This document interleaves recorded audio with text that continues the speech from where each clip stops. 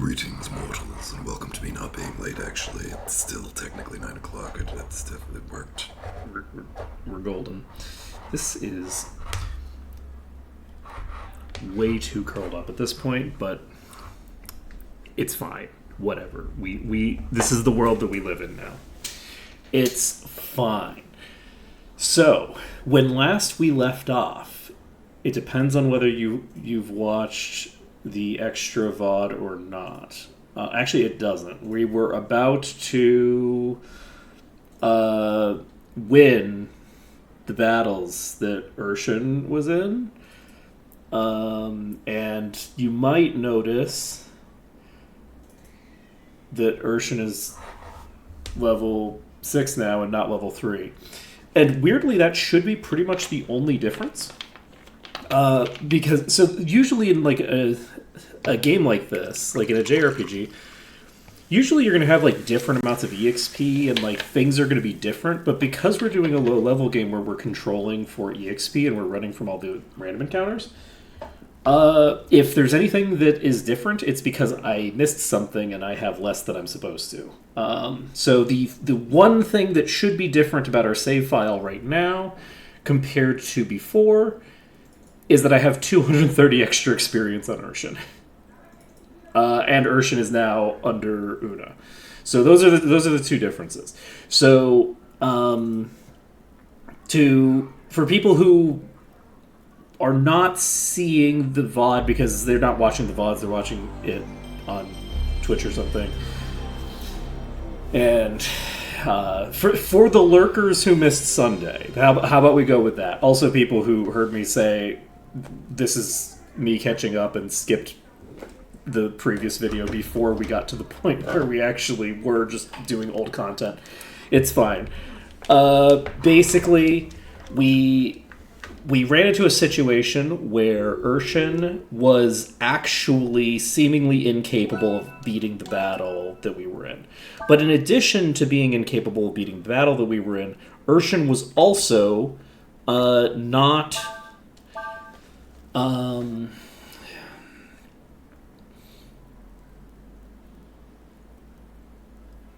was not actually under the correct master. So I did some looking, and basically Urshan is going to be leveled under a magic using master. That's what her final master is going to be. However, rather than put her under Najomo for this point, or thinking that it would be good to put her under Rolf or something like that, like for these levels, it turns out that she only gets wisdom on half of these levels or something like that. So from level 3 to level 9 or whatever, she doesn't get wisdom on most of the levels. She gets 4 levels of wisdom, where she gets +1 wisdom, and she gets even less AP. She gets basically no AP during the first 10 levels. So I think she gets 2 AP or something like that. We're going to be getting +3 per level from the master that we're going to be getting eventually. So losing out on 4 wisdom and 3 AP or something like that is almost completely inconsequential. So rather than have her leveling under either Najomo to increase her agility that she fully doesn't need, her final master is not going to decrease agility, so her ending agility is going to be over 200, and the final boss has 120 agility. We don't need that much agility. So rather than do Najomo for 1 point of AP and some agility, or having to go way far back to get her under Rolf, I think Una is the choice, because Una's going to give her some defense, which is good because she's going to be getting 90 levels under a master that drops defense by 2 per level. Would it be better if I had someone that gave her 2 defense? Yes. I don't think such a master exists at this point. Give me a second. I opened up the external sources, but did not open up the other things. So, but I didn't open up the things that I made myself. So, and that's the most convenient masters list for me to look at for identifying this kind of stuff is my own. And yes, there's no master that I have available right now that increases defense by 2. So Una is the best for defense, and that's what we're going with. So anyway, so that's the basic logic there. And we gave Urshan enough experience to hit the maximum level she can hit without changing the level that she comes out the other end. So if she was level 3 with the 40 experience that she starts with, she would end at level 8. With her at level 6, she's going to end at level 8. So either way, she's going to end after this sequence at level 8.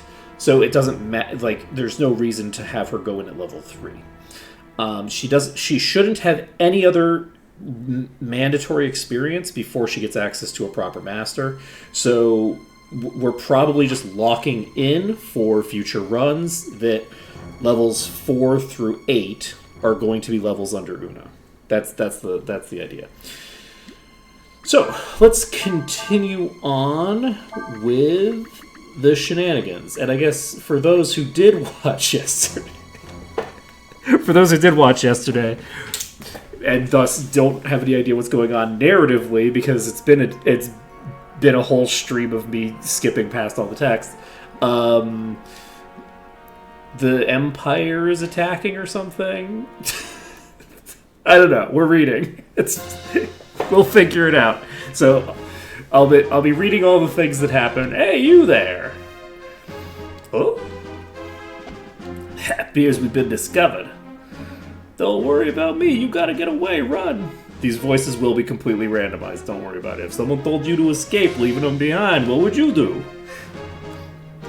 What would I do, huh? What are you talking about? Who's the heck are you, anyway? We're Star Fox, baby. Since Urshan is no longer here, I find myself at a loss. I'm unsure of what I should do. Who cares? Get him.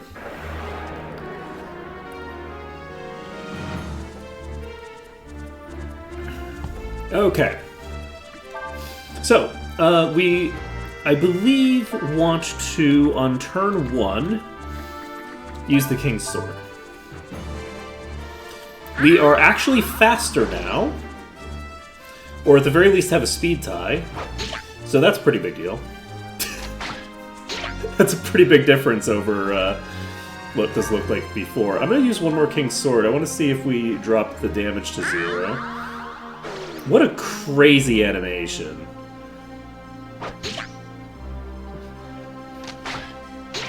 Alright. So we have not in fact dropped the damage down to 0. That's fine. We're going to do a double blow on the archer. Fuck. That's not 600. Oh boy. I have concerns. I don't actually have rest. So I might be in trouble here. I don't know why I'm taking so much damage after increasing my thing. Do I want to use a risky shot just because otherwise I'm going to die? I didn't give myself there.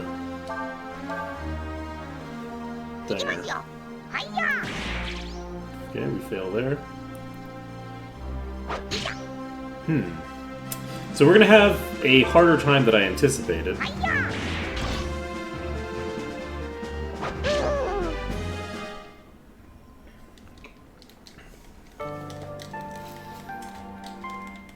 We're running into an issue where a lot of enemies seem to be hitting for a minimum amount of damage now. And I'm curious if the physical damage formula has a level component in the same way that the previous game does.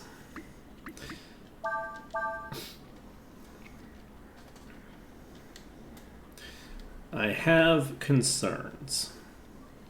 Because if there's a level-based component to it that has started to become relevant, that's going to make my life a little bit harder. Let's see, we have the long boots, we have a homing bomb.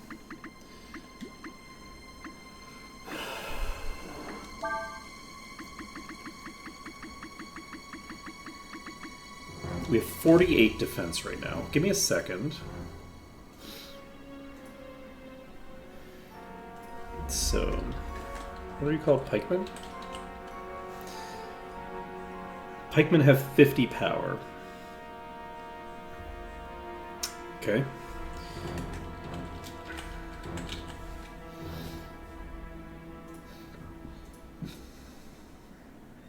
You also have 50 power. So we are within a rounding error of the max defense that we would need. So yes, there has to be a... there is a level component that is not avoidable. Fuck me, then. Okay, this is an issue. I did not give myself rest. I don't know that rest would help me any, because I don't actually have, like, any wisdom, and I don't have any HP. So I don't know that it would make any difference if I had that, from a survivability perspective. Do you have anything that I can do? You are completely neutral to all elements.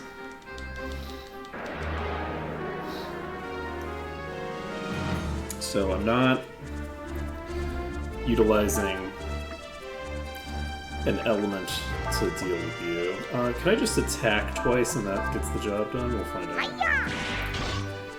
Two attacks on the archer will be lethal. Okay.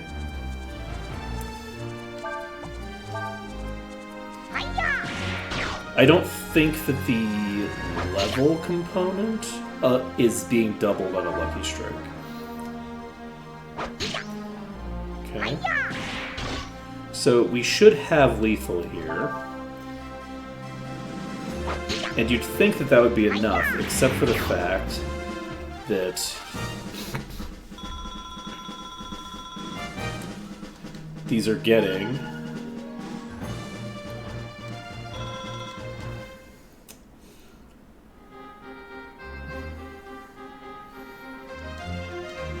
If it worked for me...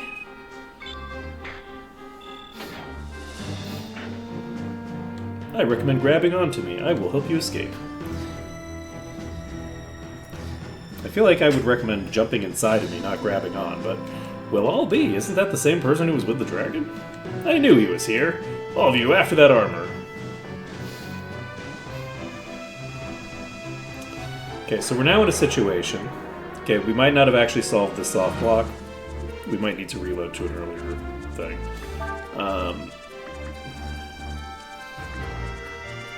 So, yeah. This is a problem. How do we deal with you? So we do a wild shot on you, maybe? Okay, wild shot is lethal. Or at least it can be. Wait, 23? Okay. Rude. Heart of the cards? That's not enough. Okay, I think we can survive this, but it's going to require a bit of RNG on our part. And by a bit, I mean quite a bit. So I believe that what we need is to get an initial... we need to get an initial risky shot off. And then we follow up the initial risky shot with a...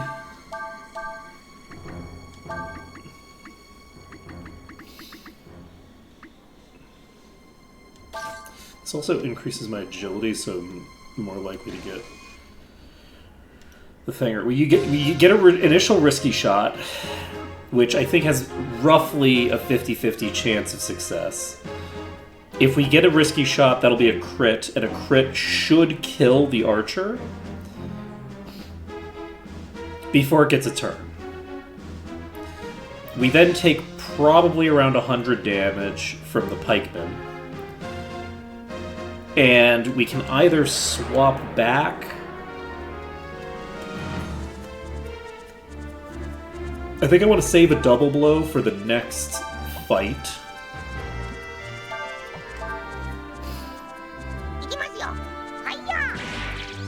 It's a miss. Yeah, that does a lot of damage. I actually think that means that I can't use the Artemis' cap for this. The Artemis' cap is going to reduce my defense by too much. I could use a protein to... Is it protein in this? I could use a defense boost, but I'm not going to. I don't think it's necessary. So this is going to require some RNG, unfortunately. I don't think I can dodge any of their attacks.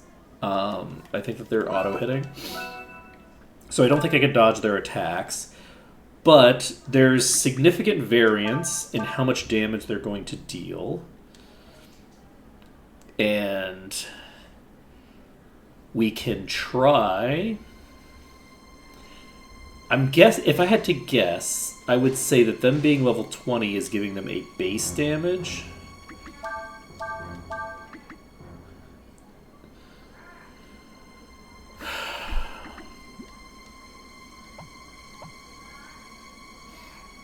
A base damage of 40. So 40 is like the minimum I'm going to drop their damage down to. Here at the start. I do think that the correct choice is to try to kill the archer with a risky blow. And then on the second fight... On the second fight, I want to try to get a thing. But maybe not. Maybe the best bet is actually to cast a... That's not 600. That's only 564.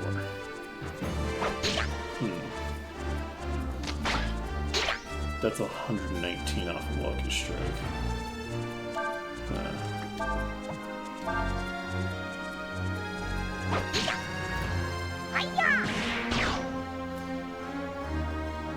Okay, I am going to try for another risky shot here.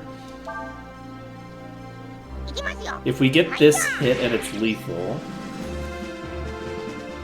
which it was not. Okay, let's take the light. I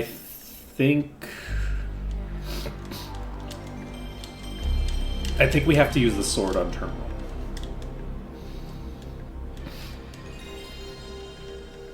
I think we sword on turn 1, and then once we've used the sword, we can... I wish that Urshan had a self-heal.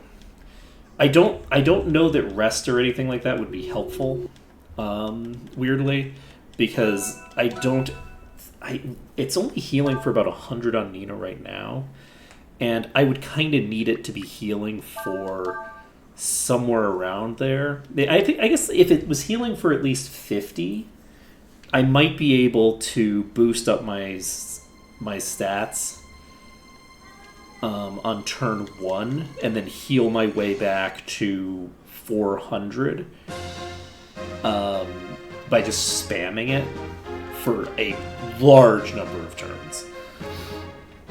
Like healing back an average of maybe 5 or 10 HP per turn as the Lancer just keeps hitting me for somewhere between like 20 and 70 damage. But it might not even work. It might not even be enough.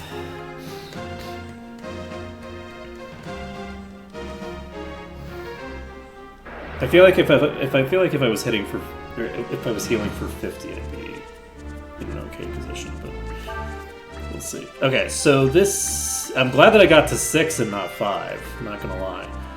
I could go for a risky shot. I think I don't. I think I You know what I should do? I think this is the better play. Yeah, I think I'm going to swap these.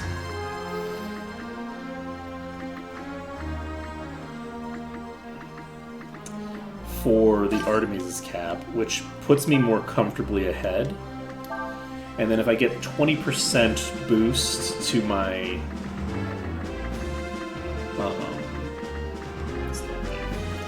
If I get a 20% boost to my defense, I can get the 20% boost to defense before they get a turn. That is a 97 damage hit. That's a 64 damage hit. But 64 is a lot of damage. I don't know why I'm taking that much. Do I go for a risky shot? I don't think so. Okay, we got the crit. That crit is clutch. So I think we double blow into a normal attack for you.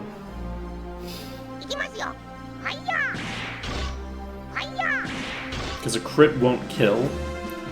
2 normal attacks won't kill. Okay, 20 damage is not that bad.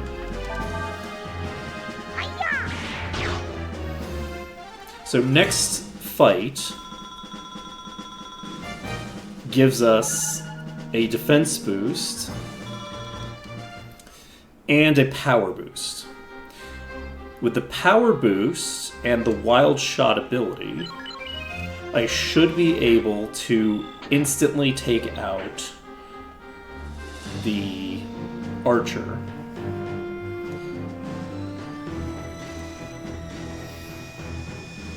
If I take out the archer instantly, then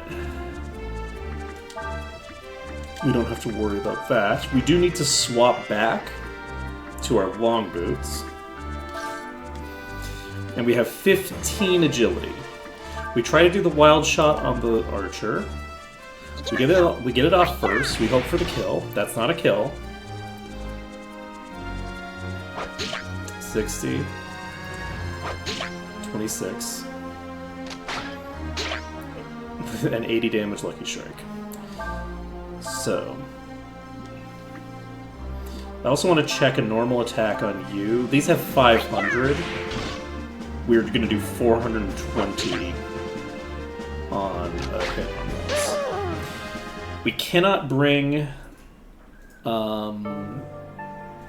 we can't bring Shadow Walk into play because Shadow Walk costs 12. I do think I have a save that has access to...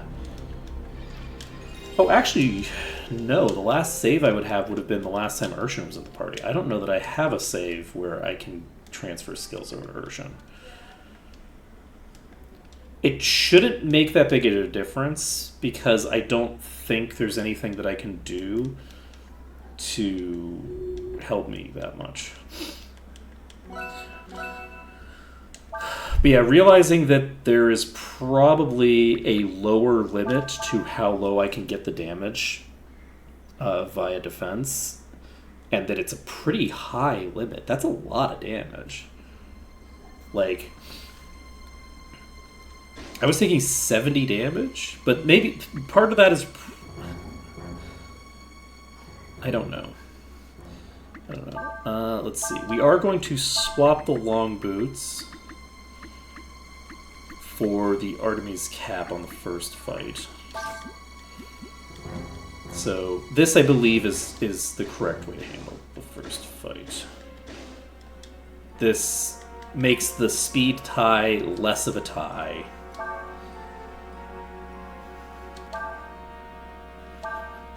And should help me out.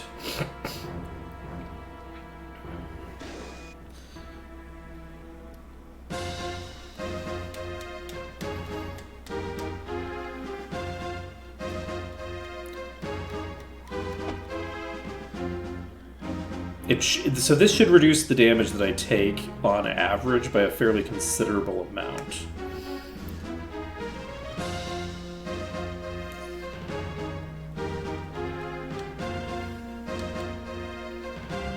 This is actually a really hard section. And there isn't anything that I'm going to do on future attempts that's going to make this section much cleaner than it is right now. I hate to say. I don't think... Because Urshan doesn't have access. There might be an accessory that I can steal that'll help. So we might be able to get some extra value there.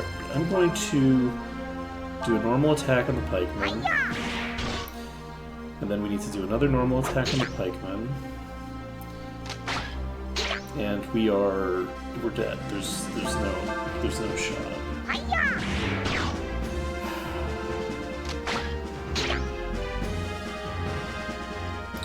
I think I do have to risky shot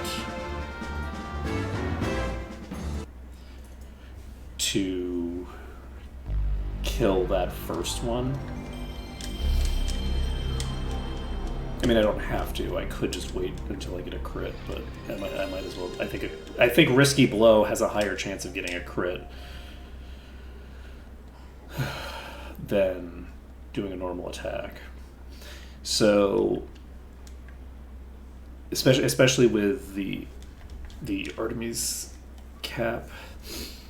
Let's see. Unfortunately, they don't have any elemental weaknesses to exploit, so I can't just like do something like that. Let's see. So yeah, this is in the Highlands. So this is before we've done all of the narrative stuff, but it is in this region. But yeah, I think we're just fishing for RNG here. I don't think there's another route around it. We can't get to level 7. Level 6 is the highest we can get without getting an additional level off of this sequence. And Urshan is not supposed to get a bunch of levels here. We're not. That's not our goal.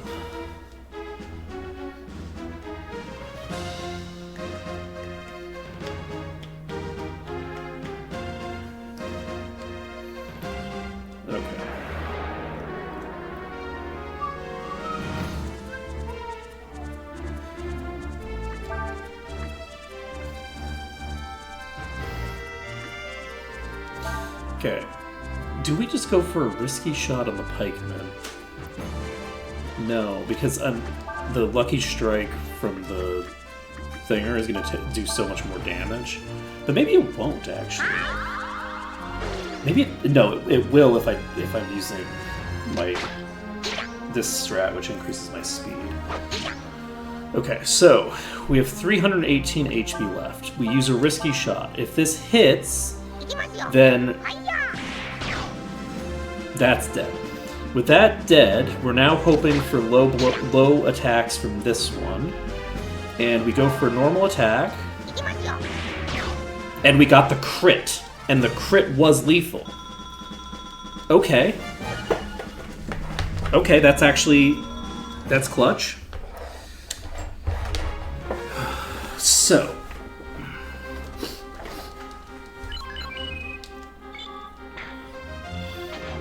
Hop in, buddy.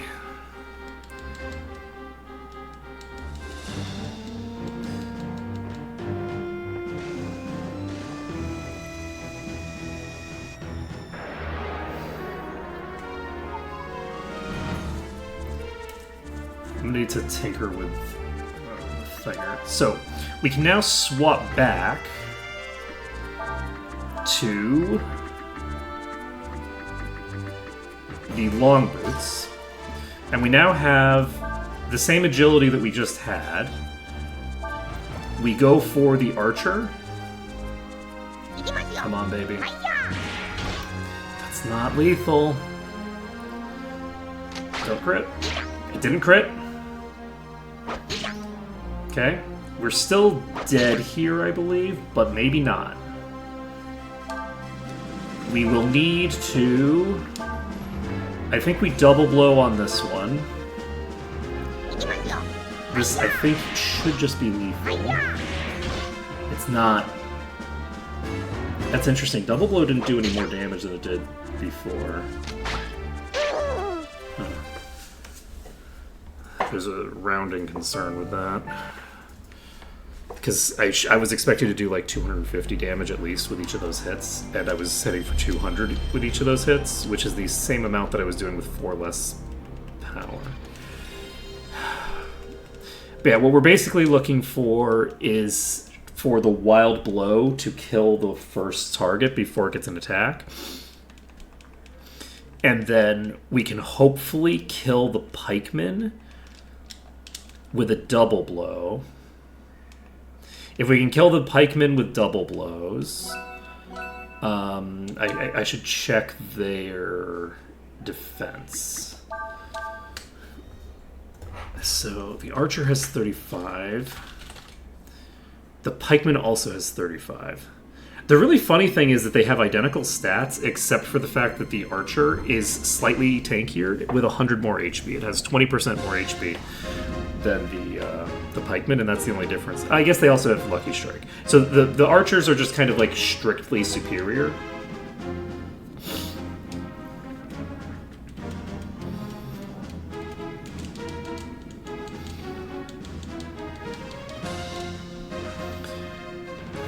But yeah, there's 2 key turns that make a huge...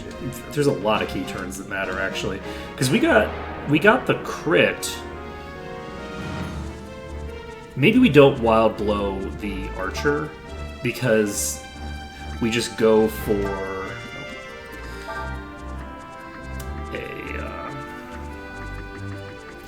I don't have, like, some thing that would be useful, do I? Like, all of these are consumables, so I can't use any of these. So I guess we just King's Sword. This King's Sword is coming out clutch, though. Like, this is actually pretty important for several fights.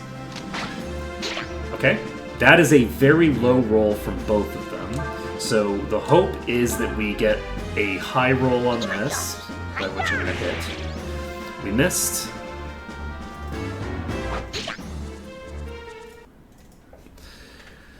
We reset. We just take the wipe immediately. If I miss the risky blow, then it's over. We take the risk. If we fail the risk, we just have to reload. But yeah, this sequence is going to be pretty painful, even at level 6. This would be very reasonable, very easy, if I was using consumables, to be clear. I would just have to heal a couple of times. Let's see. The only thing that's making it difficult is the lack of healing.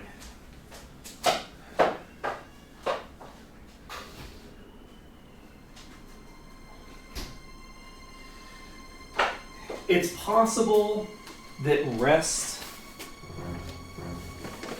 would allow me to get the job done.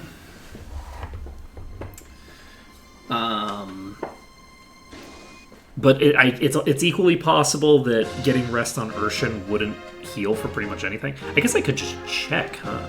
I could just go over to the other file and check. But it would take so long that I think we're better off just fishing for risky blows. Like, if I assume that I have about a 50% accuracy with risky blow, I feel like I could risky blow, like, probably 3 enemies, and that wouldn't take that many attempts, honestly. So that setup, the world where we set up that many risky blows in a row, takes less time than going from having from the last time I had the Urshan to having Urshan again. Really sucks that we don't have the ability to use the thing here. Okay, we did get the kill. That's excellent for us. Give me nothing. Okay, fine. Give me 63. That's also fine. We are going for a normal attack. That's 416. Do we heart of the cards this shit? We do, because we absolutely need to have the double blow available, I think. Okay. Wait, you have 600, not... Okay. They have 600, they don't have the amount that I thought they did. So, with that being done, we should...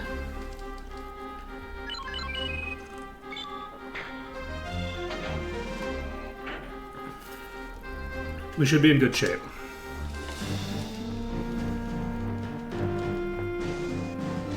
I mean, we should be. It's probably not super likely that we succeed here, but it is. It is possible that we win this. So what we're gonna do, this is the wrong direction, we are equipping the long boots, which does add additional RNG to things, unfortunately. We are double blowing on the pikemen and hoping for lethal.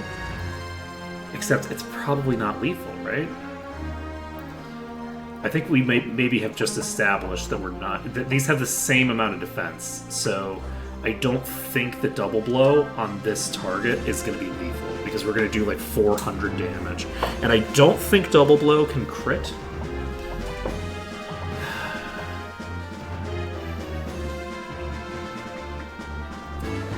Do I go for a risky shot?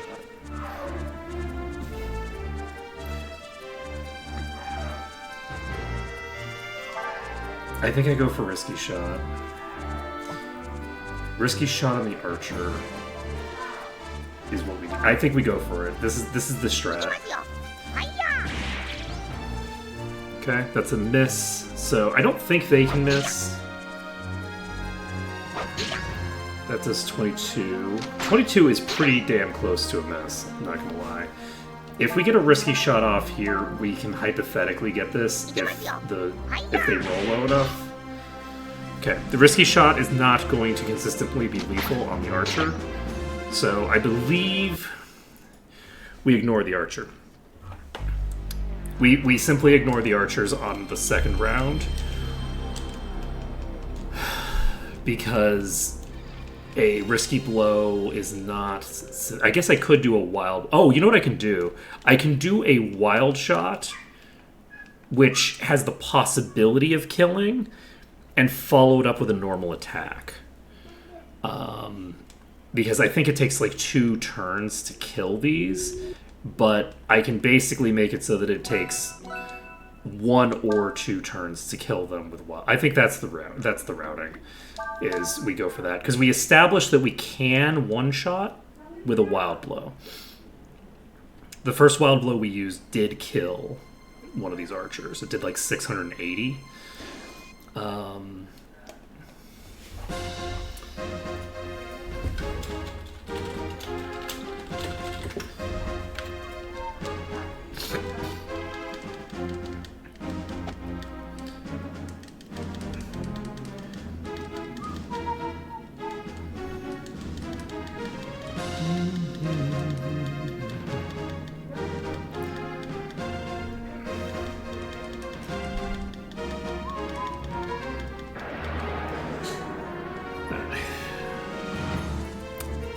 Googling it doesn't give me an immediate thing. So...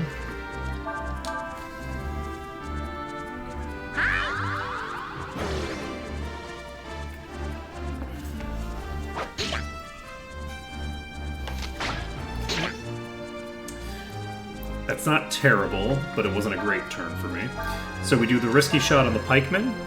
If this is lethal, we keep it. If it's not lethal, we get rid of it. Okay, this is lethal. And then we just do 2 attacks on the archer. It didn't crit on that turn. Oh, God. That wasn't even a crit. Alright. We're going to be considerably behind here, but that's okay. Optimizing for perfect RNG on the first one is not, I think, the route that we want. We're just going to... there's a lot of variance to how much damage they can deal. If we get bad luck on the second set of enemies, then they can kill us very quickly. If we get good luck with them, let's see. If we get the optimal luck, where we one-shot 2 of them in a row with Wild Blow, then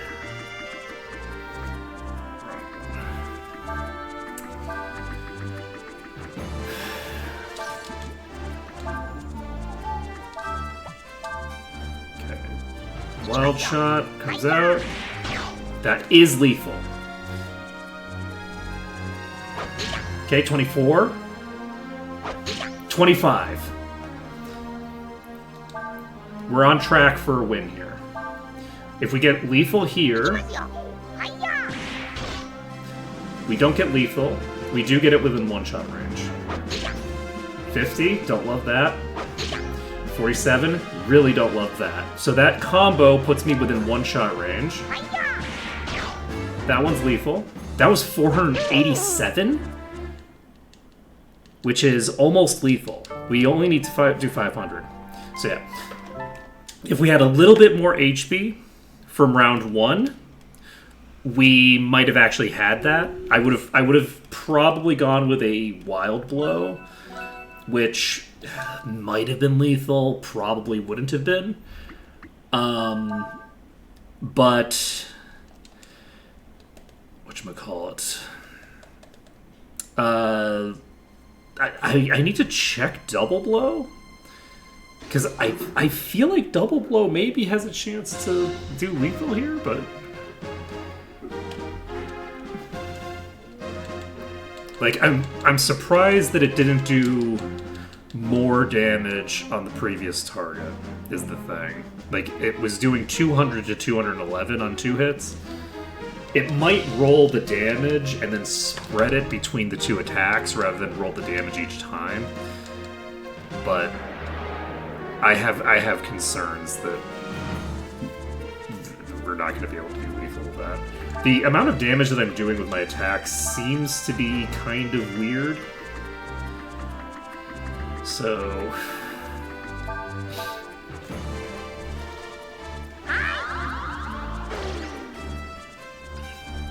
it's really rough that Urshan has literally no armor. Okay, if that was a good hit, that's a bad hit. Not great for me. Okay, we go for the risky shot. That's a miss. Let me reload.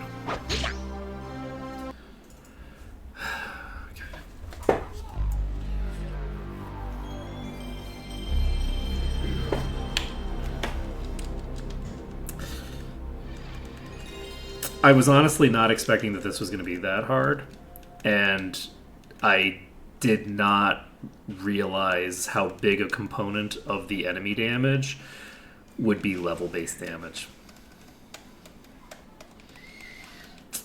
I did not realize that they'd be doing a minimum of 50 damage per hit, which puts me in a very serious time crunch because I just don't have any HP. Like, there's a minimum of 50 being the average damage right now, something along those lines. It's doing between 20 and 70, so that should be about 50, right? So maybe 55.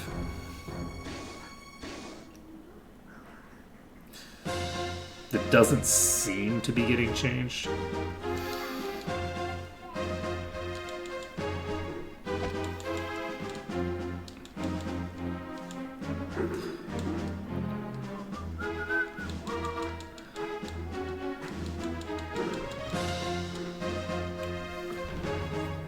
I could look at that GitHub, but I don't know if it has the physical damage formula for enemies, or if it just has the physical damage formula for the player.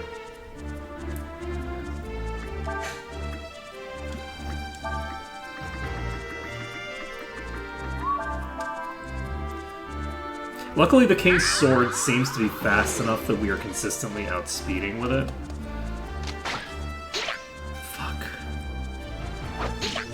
Okay, that's a decent turn 1.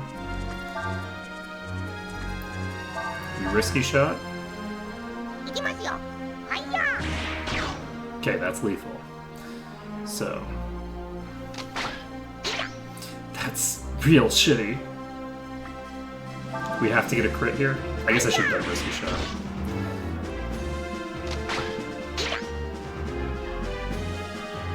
There's no shot we're doing this at 150. 150 is crazy.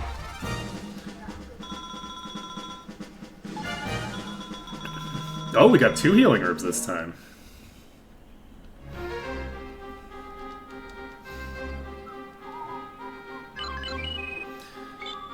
Okay.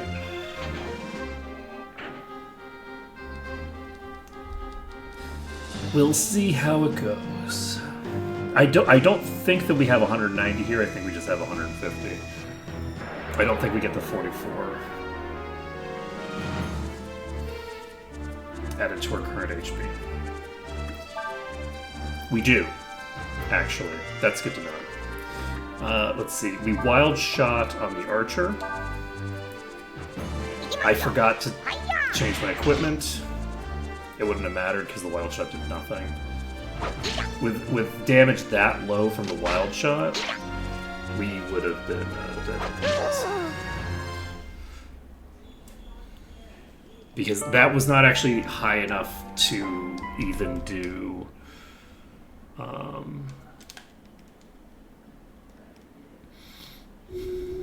that wouldn't have been lethal on the second hit even. Okay.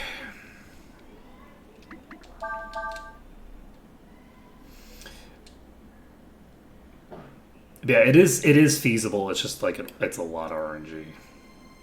The mechanics of how to do it, I think, are pretty consistent.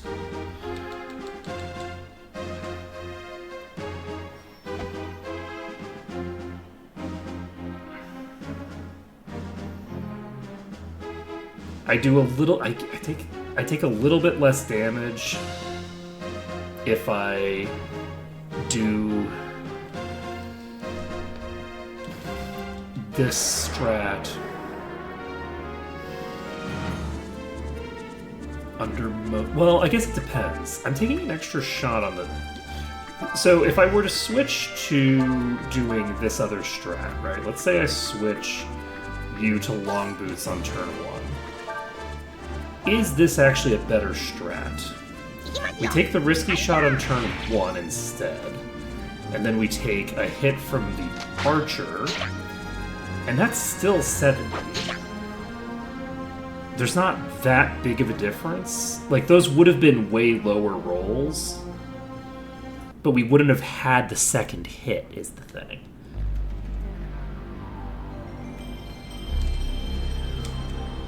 We basically have 2 defense that I think we just go for turn 1 risky shot and hope we win the speed tie.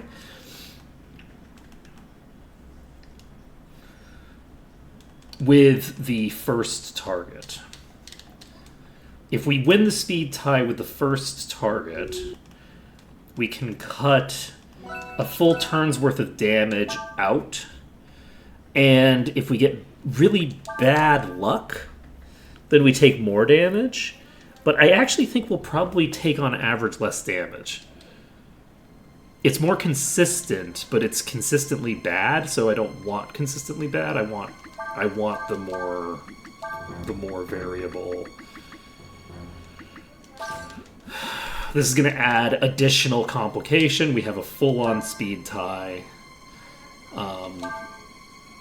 And that's fine. On the second fight, we won't have a speed tie. So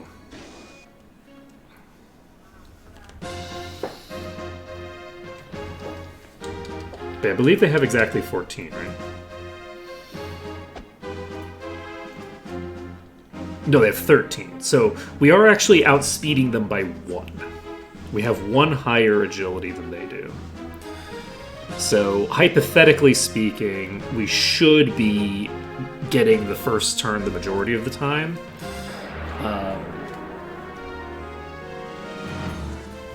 But we're still in a speed tie situation. overall. All right, we risky shot on turn 1. Risky shot comes out first. We get the kill. Excellent. We follow that up. Okay, we follow that up with a normal attack. And we follow that up with a normal attack. Do we swap? Yes, we do. So we're going to swap the long boots out for the Artemis cap, because this gives us 16 speed. We should be not in a speed tie here, and this gives us higher accuracy to take this final hit. So we take the final hit with that. We need to swap the thing out. We have some extra HP to play with this time, and we just have to see how it goes. I wonder if there's a better weapon I could pick up for Urshan if I had steel. I haven't been looking at all like the steel items and things like that because I don't have steel and I can't get it at this point. So we'll see. Nina's getting a lot of EXP. If Nina ends up getting 1 extra level and I dedicate all of the stat boosters to her the way that I did in the previous game, which I think is a reasonable way to handle that, then I think that's how probably I want to handle that. So if we do a wild shot on the archer, it might one-shot, but it probably 2 shots. So we take the wild shot. Okay. A normal attack might 2-shot. And that is a high roll, and a high roll, so I'm almost definitely fucked. I don't think we survive this. That is almost 500 damage. Yeah, we're done. Needed more of those 30 damage hits, you know? But yeah, if we can get the wild blow kill, so if we get a risky blow off, and the risky blow is lethal, and we follow that up with a crit on the second hit, we should be fairly comfortable in this next fight. If we don't get a crit on the second hit, we should be in a better position than we were before. We can actually miss. We have a fairly significant miss chance, allegedly, but I feel like nobody's been missing anybody, which is kind of weird. I've had the Artemis cap on for most of this, but not the entire time. So I don't. At some point, I'm going to miss, and it's going to happen. There's no way that I'm not going to miss at some point. I don't have the Artemis cap on consistently now.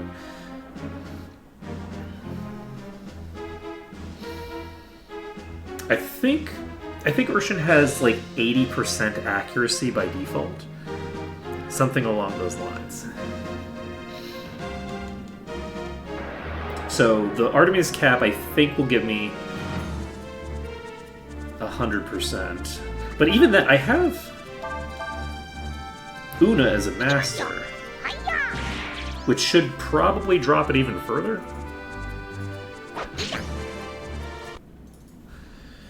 I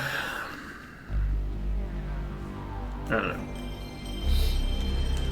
So, getting ourselves out of this situation is going to be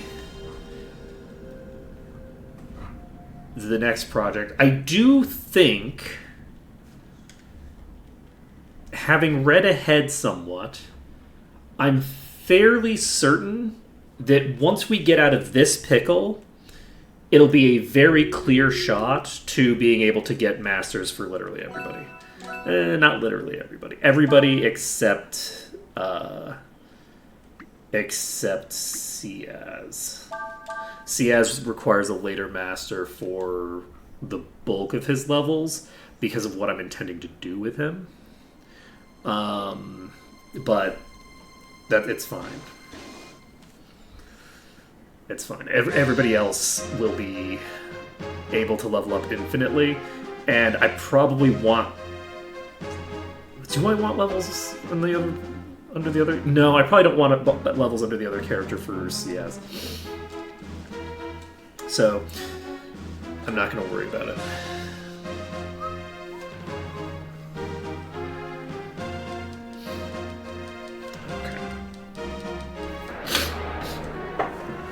Yeah, we go for the risky blow. It's very funny. If we had like a couple more points of damage, we could just use stat boosters, and if we used some stat boosters here, we could actually trivialize the bulk of this.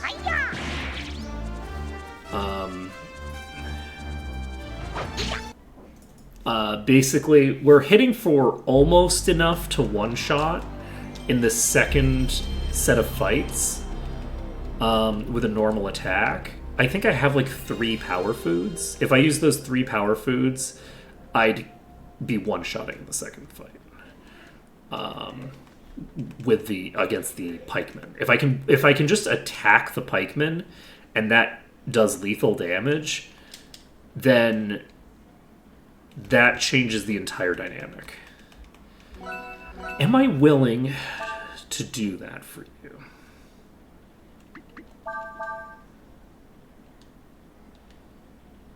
You know, I do really like Urshan. And that will... And do I like chat enough to not waste their time? I mean, kinda on a good day, right? Wait, I have 9 Swallow Eyes? Oh my god, I've got so many magic shards, too. With all these magic shards, you know what I could be doing? I could use these magic shards to give me enough mana to use a Shadow Walk. Which would be kind of fun. I'm not going to do that, but that's the thing I could do. So I only have 1 protein, which is kind of crazy. I have 6 life shards.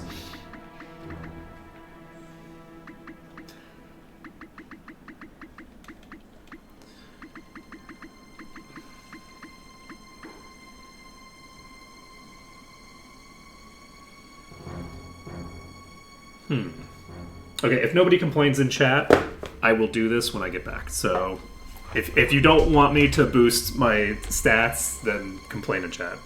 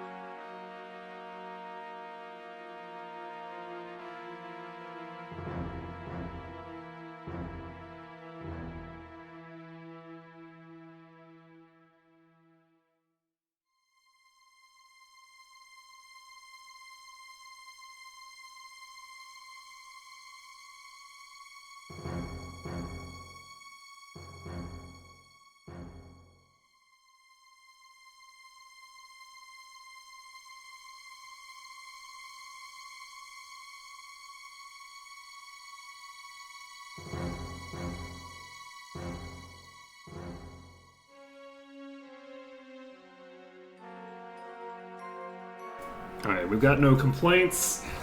It's not against the rules, we're going to do it. We're not going to use all of our stat boosters on Urshan, but we are going to use our power food. We're going to use one... I'm going to use two Swallow Eyes. I hate to do the 2 Swallow Eyes, but I will do it. We will use the protein. I hate to use the Swallow Eyes just because Urshan doesn't need it in the, like, late game, but I don't care that much. I would like for Urshan to be the only one who has any stat boosters, and for the stat boosters that Urshan has to not be relevant to the actual build that Urshan is going to have. Basically. Because the build Urshan is going for is a caster build, and we just boosted agility by 2, but agility doesn't matter. Urshan's going to have more agility than the enemies anyway, because we're not reducing their agility by their master. And we've increased power by a bit, which fully doesn't matter. We're not doing a power build. And we've increased defense by 1, which is fine. The +1 defense should be useful for certain things. And do we go with the Artemis cap? What do we have equipped? We have the long boots equipped, right? So, yeah, we basically are just going to go for a... I think we don't change anything about the first fight. The first fight is still Risky Blow into attack ×2. But then we'll have an additional 4 attack power for the second fight. So Risky Shot, that's lethal. So we attack and then we attack. That's a crit. Hate that for me. Okay, that's 466. There we go, Lucky Strike comes out. And as long as we don't miss, which I could have protected against by just using the Artemis' cap. Okay, there we go. So, Wild Shot.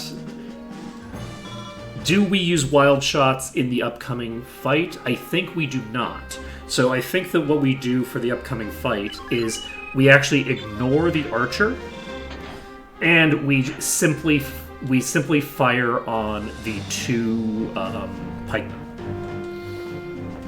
So we just take a pot shot at each pikeman. Each pikeman, I think, the bulk of attacks against them with an additional 7 attack power, instead of an additional 4 attack power, should hopefully be lethal. So we're gonna see what happens. That is just barely by the skin of our teeth lethal. Okay. I'm not super comfortable with how that played out. Do I want to try a double blow?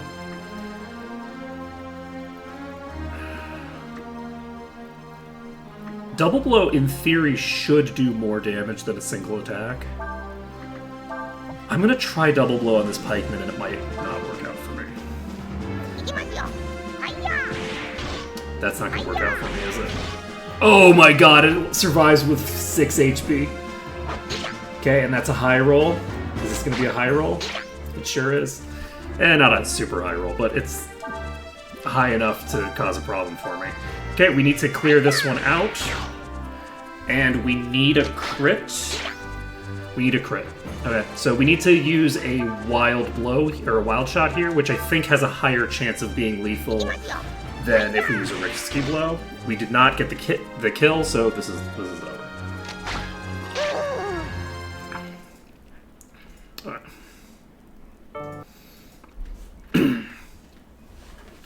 Not a huge deal. I'm imagining that this won't take more than 5 attempts with this very slight boost in my stats. I am actually curious if there is a...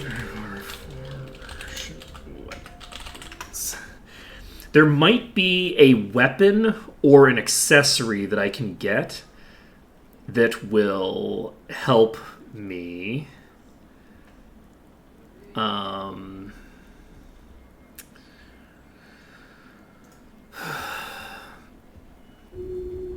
We'll see.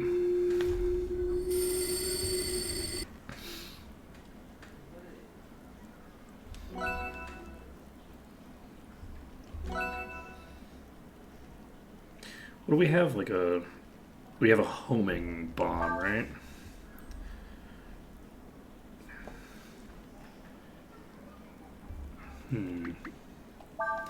Maybe there's a Manilo shop that I could have gotten something interesting off of.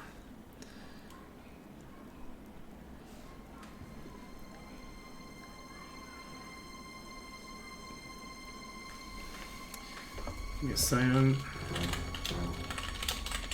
Just gonna Google this weapon.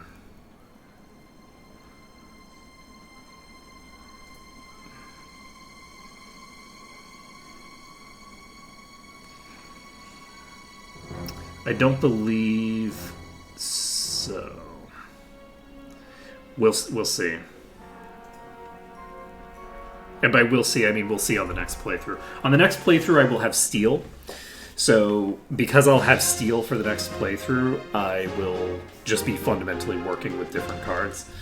There's a possibility that I can get a little bit of extra defense or something like that. We'll just have to see. Now, I could have used some HP boosters as well. But that actually wouldn't help me any, I don't think. Because if I used an HP booster, it's not going to increase my current HP anyway, so it doesn't matter. So, risky shot on the first pikeman. We miss. We reload.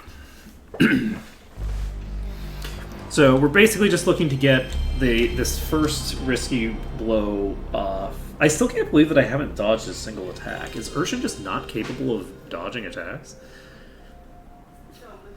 Crazy if true.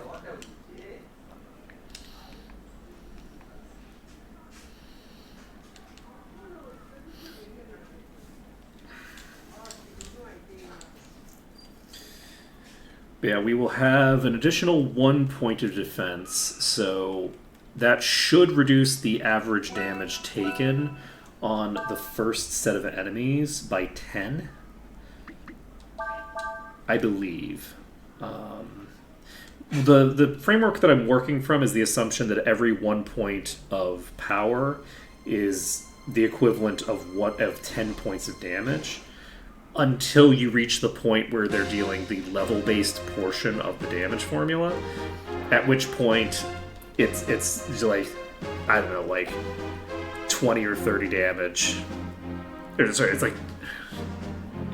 like maybe like a 1-to-1 ratio of their damage to their level or something like that. No, it's not, because they're like level 20 or something, right? They're level 20. So that would mean that they maybe have like double their level in like damage that ignores the defense formula. That's my assumption, based off of what we've seen.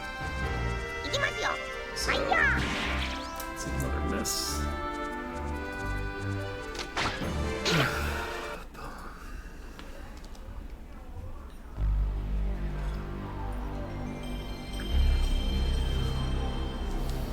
But if we can get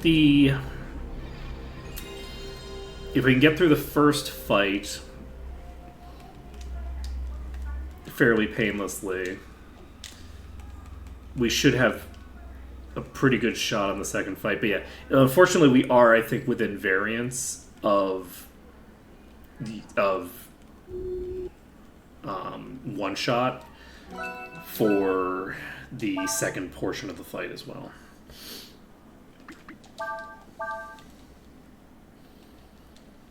So I don't think we're guaranteed to get a one-shot on the pikeman. I'd be very surprised if we were guaranteed to get a one-shot, considering how low the damage is on Double Blow. I'm actually surprised how bad Double Blow is, because Double Blow in Breath of Fire 3 was pretty solid. Like, Double Blow was doing 80% base damage. I don't know if it's still doing 80%. It might literally be 50% damage spread across, like 100% damage spread across 2 attacks would just be crazy. But that literally might be the mechanic in 4. Like, 4 might have nerfed double blow quite heavily.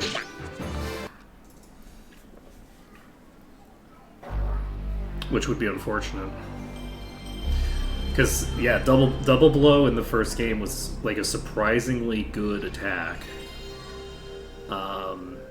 It's also possible that the reason is because my damage isn't surpassing their defense by that much, but I have like double their defense. So I don't know.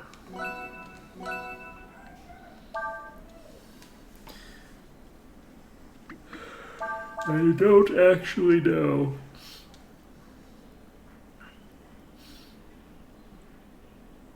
If I could see a world where the variance off of a normal physical attack, like 80% with what, like, yeah, I could see a world where doubling that is roughly similar. So it's possible that it's just because I'm so low level that double blow seems so bad. We'll just have to see.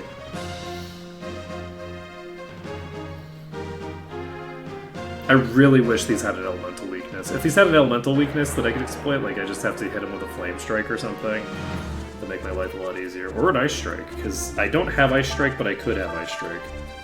And by could, I mean should. I didn't pick it up. Okay. We got lethal on the first target. It didn't crit, but it doesn't matter. It still got pretty close to its maximum value there. We get the first hit. Oh, Jesus. That's real rough. We're swapping to the Artemis' cap because I haven't been missing these, and I'm not sure why. It's possible that both me and them simply can't miss as a component of these particular battles for some strange reason. I could see a world where that's the case, but like I know that there's some stuff that isn't in the enemy AI data. Because the previous battle against... You know what it might be? They might have disabled the miss formula because it would be too easy for Urshan to fail this section to just how garbage her accuracy is. Because her accuracy is garbage. So it's possible that they actually disabled the entire hit formula, and it's actually causing a problem for me, which would be pretty funny. So we go for the shot.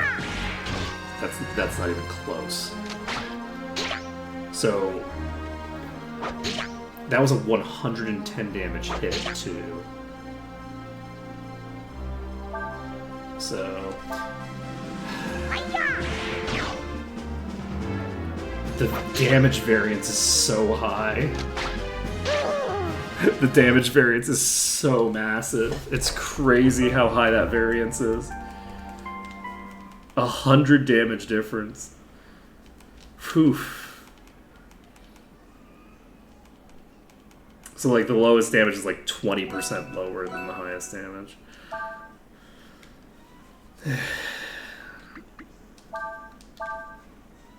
Maybe double blow.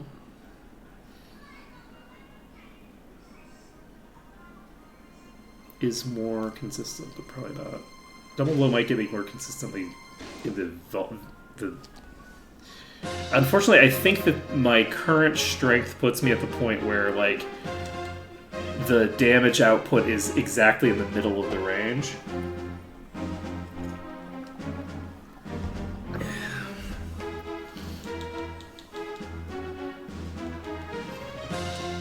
I think we need to go for the archer with a wild blow. I think that this doesn't change things that much. It allows us to play the first section differently. I mean, obviously the hit detection isn't complete. I think that the parry mechanic doesn't work.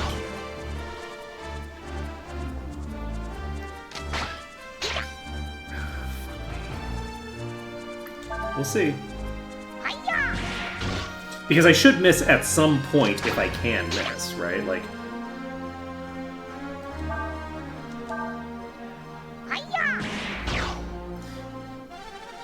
I don't have the Artemis cap on right now.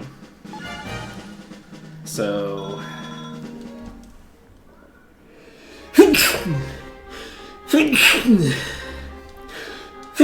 Excuse me.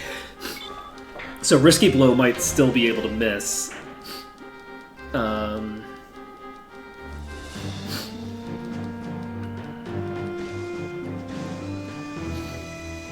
think my best bet is still to just use a normal attack to kill both of the pikemen first. But I'm not sure, honestly. I took 110 damage from that archer back there. That's a lot of fucking damage.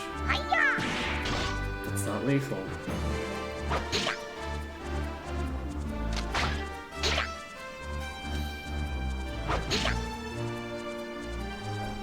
Don't you have a count? Wait, don't you have a counter? What is your counter rate? I'm gonna try this. Just because there's no like threat to it. I think that double blow is consistently not going to kill. That's very funny.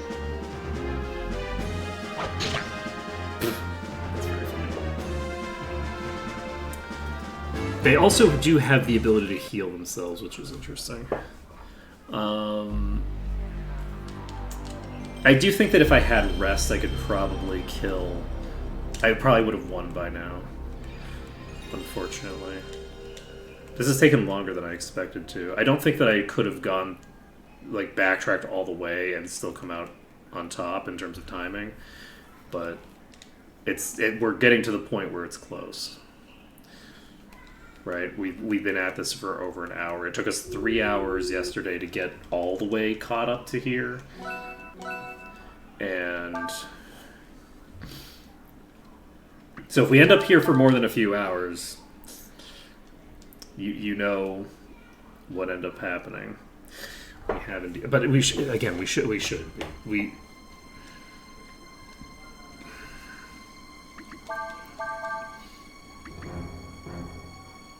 just the agility boost on its own is probably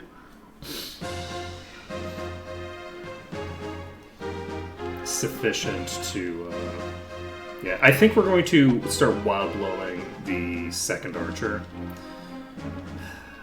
I just wish we could get attempts in faster. It just takes so many attempts to get the I really wish that we just had like a little bit more attack power on Ursha.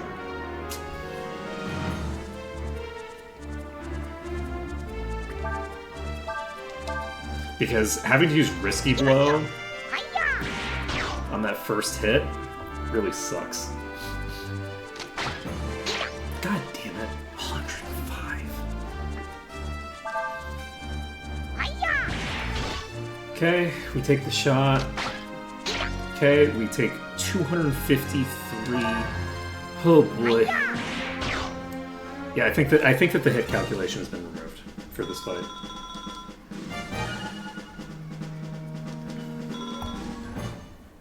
I think it goes both ways. I think for both enemies and allies, the standard hit check has been removed. If I miss a normal attack at some point at this point, I'm gonna be shocked. I've been at this for hours and I've never seen an actual miss. Like I've seen misses on Risky Blow, but that's like that's not the normal hit calculation. Like, it's a completely different thing.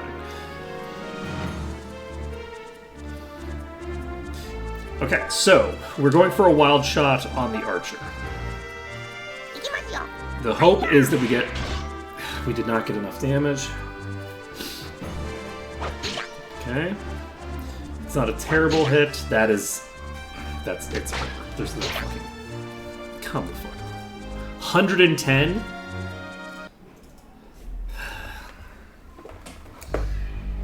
110 damage critical hit.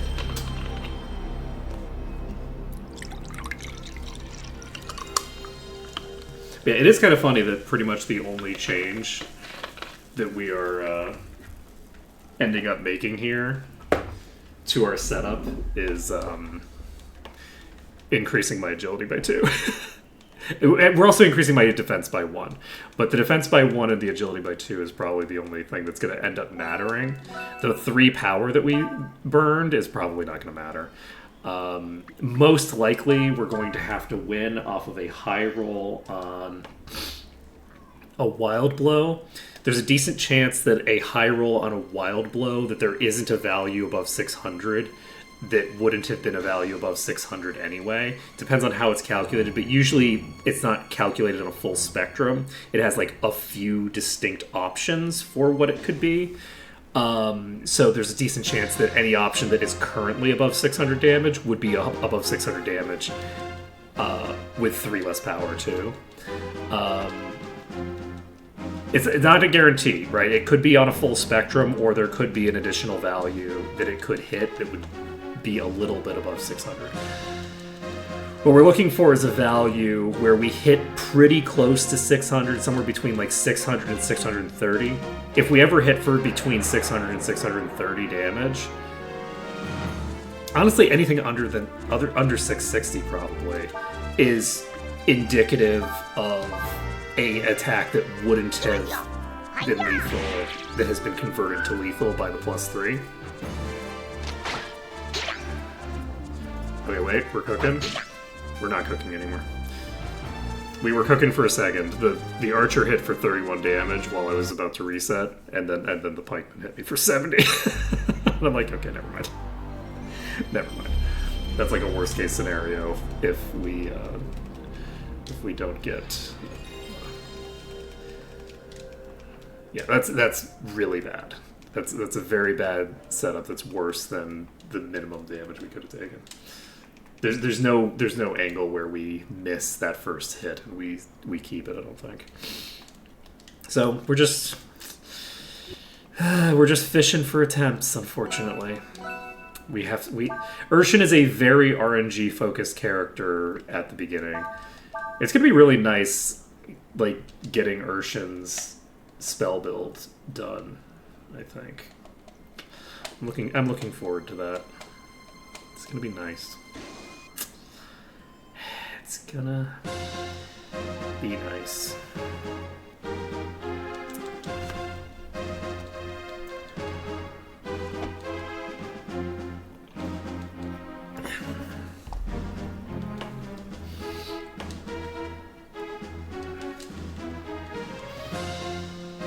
Yeah, once we get through this fight, we have 2 fights. Once we get through both of these fights, everything after this, I think, is fairly straightforward. We are so close to getting our spellcasting master. We can fucking taste it. And we can taste it. It's so close. So close. That was a 98 damage hit.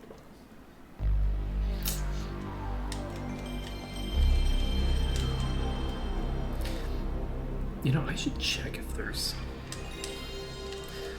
a more efficient way to do that.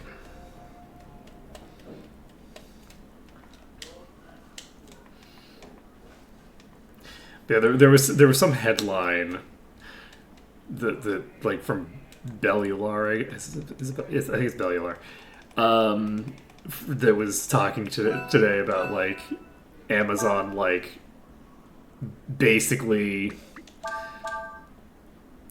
taking down a service when people were thinking that they had purchased a game, and now it's like, oh well, you actually can't run it though because you don't own any of the hardware that it would run on, so it sucks to be you. And it's not like you can buy the hardware now, right? You can't buy PC hardware anymore. So anyway, it's kind of interesting. It made me realize, and I might have realized this at some point in the past as well, but like it just makes me realize that like when Gabe Newell either dies or sells Steam, we're on like a ticking clock until the entire game industry collapses. Because like, I feel like when Steam decides that your library isn't yours anymore, outside of the context of, like, they have a few, like, lawsuits that they have had where, like, they've taken things out of people's library already as a result of, like, lawsuits by some people or something, I think. But, like, some very niche circumstances. I'm not talking about, like, niche stuff. I'm talking about, like, 30% of your library disappears overnight because they don't want to host the data anymore. When that happens, and it will happen eventually,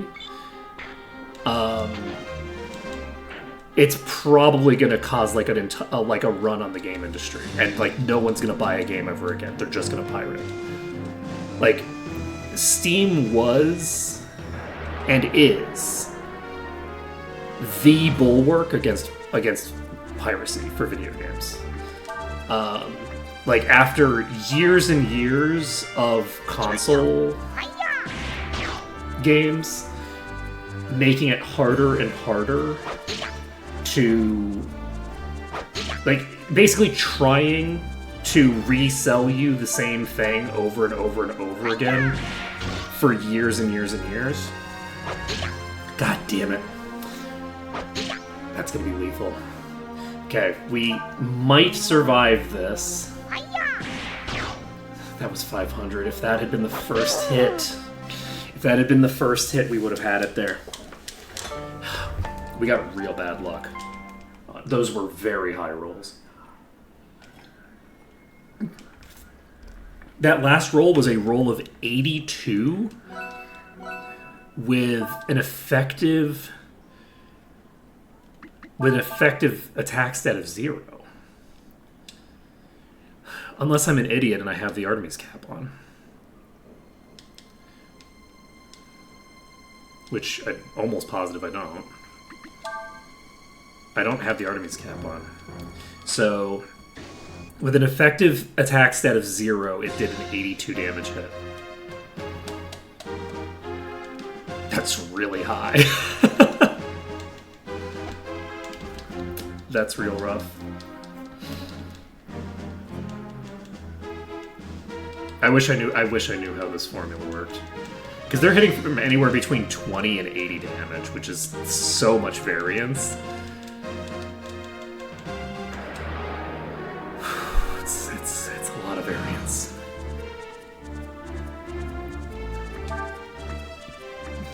You know, I wonder if their level-based damage is actually based off of the difference between their levels. The way that it's supposed to be. In 3. Or the way that it was originally done, and then, like, kind of, like, functionally commented out. But it is an interesting dynamic. Like, the dynamic of, like, game companies reselling you a product you already own, like, dozens of times, is this incredibly wild practice that just, like, has been kind of accepted in a way that, like, no one should have accepted in the first place, right? When they were doing it on the PS1, people shouldn't have been accepting of it as a practice. But even on at least on the PS1, it had some degree of, like... Well, no, it doesn't have that much legitimacy to it, honestly, because the idea of consoles as proprietary hardware was always bullshit. Like, the specific interactions of copyright law that allowed for the entire console system, the way that consoles work, on a legal architecture level, it's all bullshit. It just shouldn't behave that way, right? The way that copyright works with regards to that kind of material is fundamentally kind of insane. So it never should have been shaped the way that it was in the first place. But yeah, it's at some point Steam is going to probably cut off access to most of your Steam library, and then you're going to be like, oh, okay, well this sucks. But it's probably not going to happen for a while because, like, as far as I can tell, Gabe Newell seems like a real one. So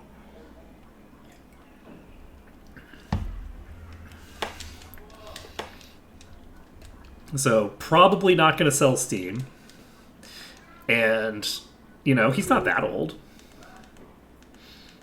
He's what, in his 60s? let's break out the what are they called? I know this word. I'm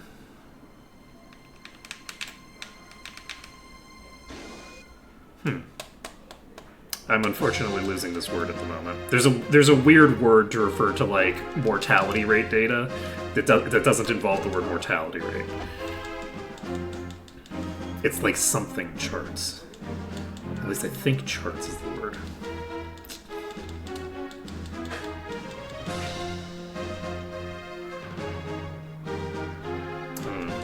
I'll stumble upon it later. It's in my mind somewhere. I was going over them a lot during COVID.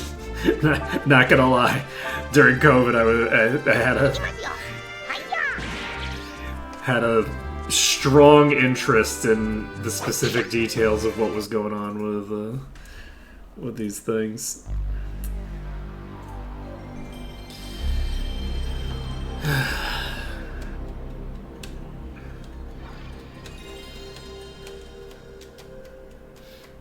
What other interesting things have gone on over the weekend?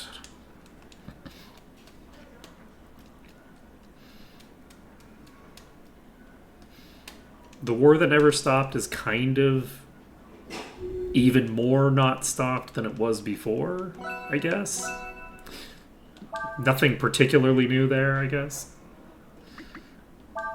Actually, I think that America just boarded a Iranian vessel, which is kind of news. Like, they boarded like an Iranian oil tanker or something. Some sort of container ship, I think. Which is kind of news. So Southeast Asia might be legitimately running out of oil soon, because previously the claims of the shutdown of the Strait of Hormuz were somewhat exaggerated because Iran was just letting certain ships through. And now, because both America and Iran are doing it, that means that basically nobody's going to go through. Because ships that Iran wants to go through and ships that America want to go through there's not a lot of overlap between those two groups. Those are two very different data sets. So, come on, crit. Come on, 20. Okay, or give me 100. Why not? That's fine. That's fine. It's fine. Everything's fine. Don't worry about it. I'm not crying. You're crying. I just want to be done with this section, man. The worst part of it is the fact that it's like the odds aren't even that bad.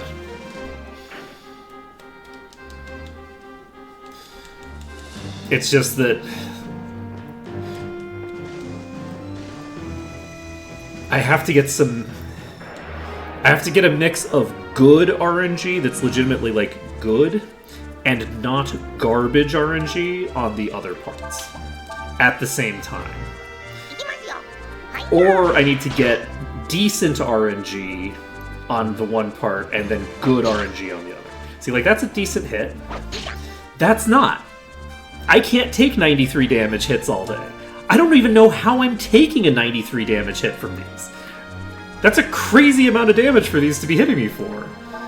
Hey, we're gonna go for the shot. We're gonna see if it hits. That's a crit. I think we are guaranteed success now. We got it, okay. Even if it had taken 2 hits, 131 is too much for them to have gotten me. We got there. Now just watch, I hit level 9 and realize that I miscalculated or something. No. I checked that number several times, okay? Let's be clear here. I checked many times. I still could have fucked it up, though, because well, you certainly did a lot of damage to my troops, didn't you? The idle animation firing is so funny. Yeah? However, I'd be willing to forgive and forget it, if you tell me where I might find your friend the dragon.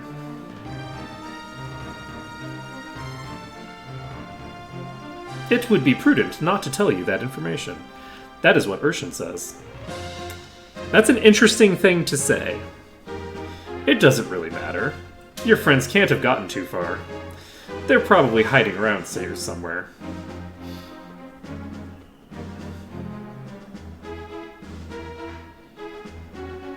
I could take you hostage and use you to draw them out. But I don't like the way you look. Like a trash can. You won't make a very good hostage.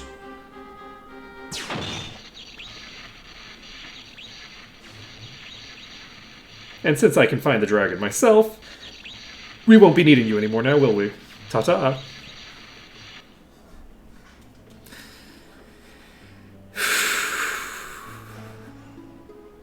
We can save the game.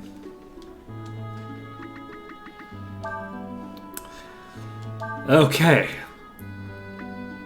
We made it through the rough part. I don't think we ever need to load this file ever again, so let's just save over this and we're golden. So,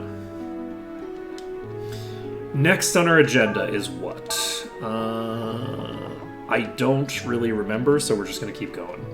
Don't worry about it. Where are we going?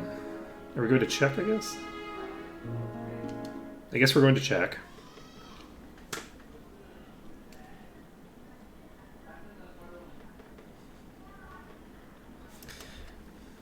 It's quiet. Too quiet.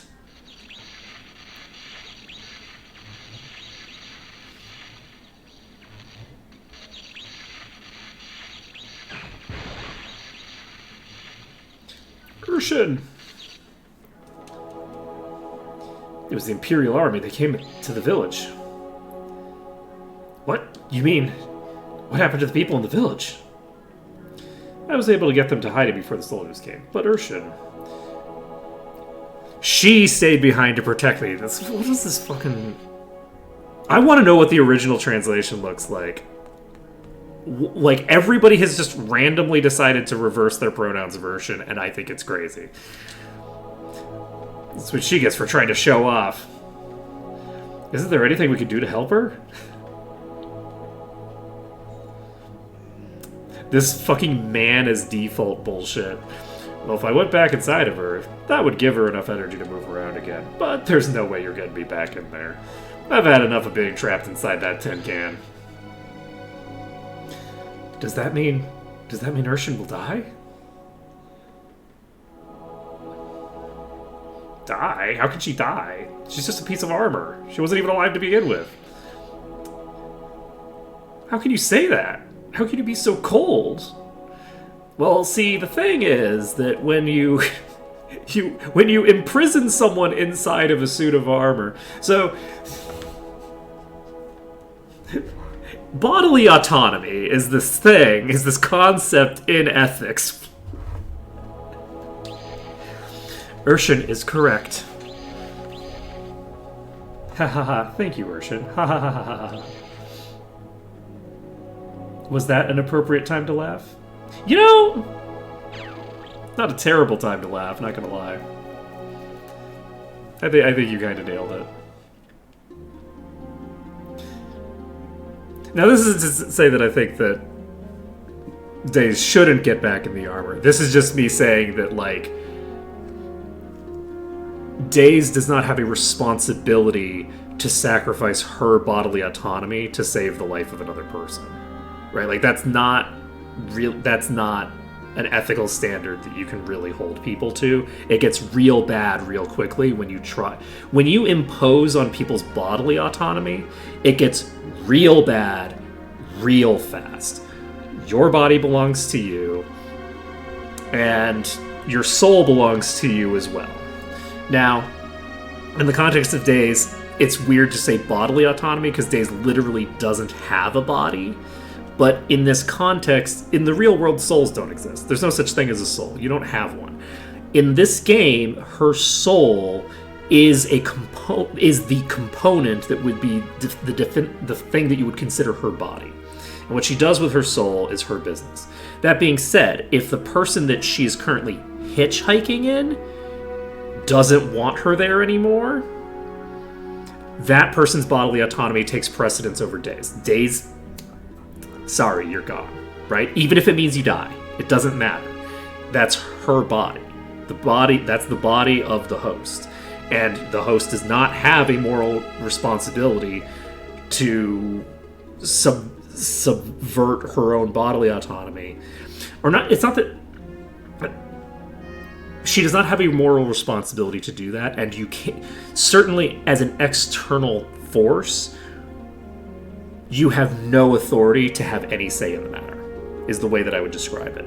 The world in which someone outside of you gets to determine what is morally correct to do with your body is a bad place to be. There's no good way to resolve the endless complications that entails, and you lead exclusively to supervillain scenarios the second that you start impinging on bodily autonomy. There's no good route out of that. Like if you look at like people taking like low-level ethics classes or high-level, it depends, because like people believe Kant is like a useful arbiter of morality. Like people have crazy ideas. But point being, Days doesn't need to go into the armor from a moral perspective. And if I was Days, I would do it, and I would consider it morally good to do it. As someone who isn't her, I have no authority to say that she should, is the way that I would describe it. It's this weird issue of ethics of like, if you go about grandstanding on the morality of certain types of decisions that people make, and certainly if you try to influence them as an outside force, you get nothing but bad results. Well, if the army's been here looking for us, it's probably a good idea if we hightail it out of here ourselves. Even so, I'm worried about the villagers. You mean, you think the army might do something to them? We should probably go check on them in the morning. Can't hurt them, we can't leave. We can leave after that. We should wait until morning to do this? What are we doing standing around the place that we know that they know that we're gonna be? What are you doing, man? Get the hell out of there. Good morning. Everyone should be in the abandoned village in the mountains to the north. The army commander said they were looking specifically for the Yorai dragon. Even if it means leaving the villagers behind, you should make sure they don't capture you. Just remember to be careful. Quay may be a dragon, but he's not whole. You cannot count on his power to save you, understand? Okay, buddy. Okay. I mean, that's fair. I mean, he's like level 3. What level are you? 4? You're level 4. You know what? That checks out. You know what? You're right. When you're right, you're right. And, you know, you're right. I really hope that we don't end up having another Folu section. If we have another Folu section, we are in trouble. I think it's probably Folu. I think it's probably Folu. I don't think it's Folu. I think it's Folu. I looked at the translation, and it's ambiguous to me which it would be. But I think it's closer to Folu. No, that doesn't sound like Japanese. I don't know. It's been way too long since I spent enough time in Japan looking at hiragana, okay? Don't worry about it. The way that you would spell different sounds is not...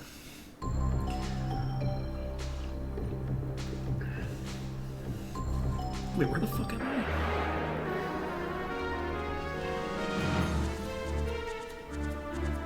Oh!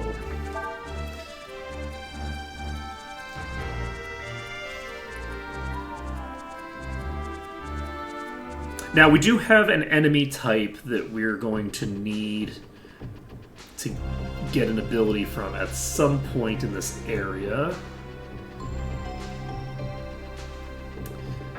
I don't know if it's here, but we can get in the random encounters.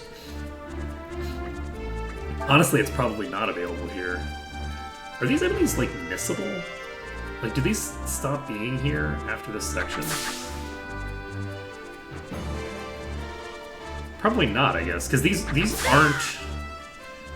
aren't coded as Imperial soldiers. These are coded as the soldiers of that guy, right? Who is not an Imperial dude. We need 6 more EXP to level up.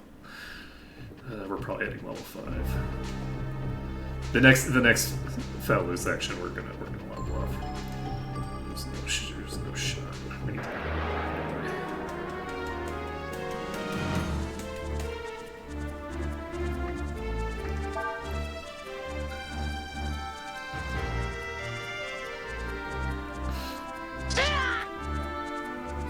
yeah, once we finish... Ooh, air raid. That's a new ability. Do I want to learn it right this second? Yes. I mean, not right this second, because 2 people are already dead, but... do I want to do that right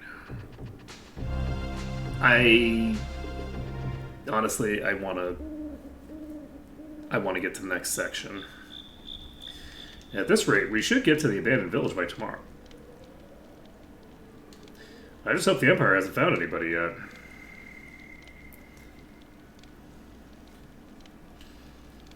Nina, I know you might think this is a little harsh, but you've got to remember, Urshan was nothing more than a suit of armor to begin with. Yeah, you would say that. You would say that about a companion that you've been spending the last, like, month. What does that mean, Cray? Yeah, you know what? Look, me and Nina, we have our differences, but what the fuck are you talking about, Cray? Does that mean the Urshan we knew never existed? I can't believe that. I don't want to believe that. It's also just factually inaccurate. Like, it's an absurd argument. I'm sorry, what am I talking about? We've got people from the village to worry about.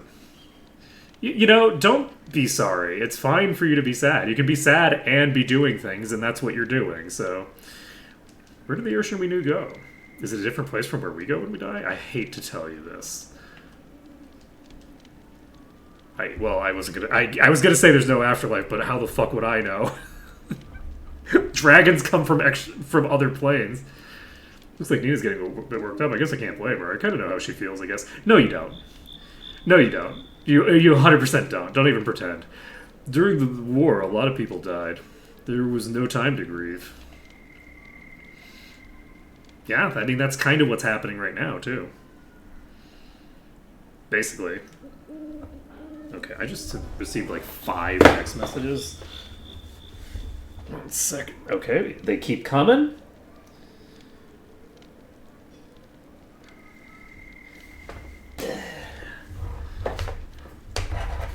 And it's not real. We don't need to deal with it right now. Right, so we can go out here. We should get some rest.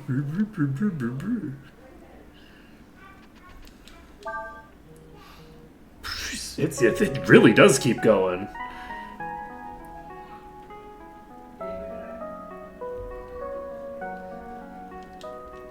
I'll never understand humans. They hate each other. They kill one another. They do horrible things to themselves and their fellow human beings without a second thought. And yet, they feel compassion and sympathy for this, an animated suit of armor. Something that shouldn't even be alive. Why? Hey man, Days, look, you want to get in a philosophical debate? Because I think you might lose that philosophical debate with the suit of armor, honestly. Because your axioms, they are not grounded. They are up there, okay? Your axioms ain't nowhere near the ground. What the fuck do you mean shouldn't be alive? Where did you get that idea? What moral axiom tells you that a suit of armor shouldn't be alive? This is literally your child you're talking about. Perhaps it's because we know people that it too will pass. It's because everything must come to an end that it can be said to be beautiful. No, I don't think that's true. Because then people wouldn't find the endless as beautiful as they do, right? They worship the endless, and the endless do not end. They're the endless. It's cope. You don't need death to give life meaning. You just don't. Death sucks, it is bad, and you don't want it. Don't do it. This is my suggestion with regards to dying. Just say no. This is a dare campaign against the concept of death. I don't think I need this file anymore. We're gonna go ahead and save over it. It's fine. Okay.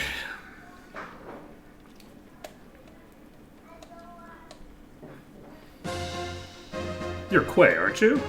I'm Ursula, the foul? Imperial armor. We know you're the Uri Dragon. You'll come with us now. What's happened to the villagers? What have you done with them? Did you torture them to find out about us, huh? I swear if you farmed even one of them, I'll... This is remarkable energy coming out of Cray, considering how absolutely amoral he is for the most part. What are you talking about? Don't play games with us. Just look at what you did to Urshan. That tells me all I need to know about you. Please listen to me. If you follow the trail, there's an abandoned village. That's where the people from... What? Don't tell them that! Let's go there and make sure they're alright, please. Theory of other mind check, complete failure.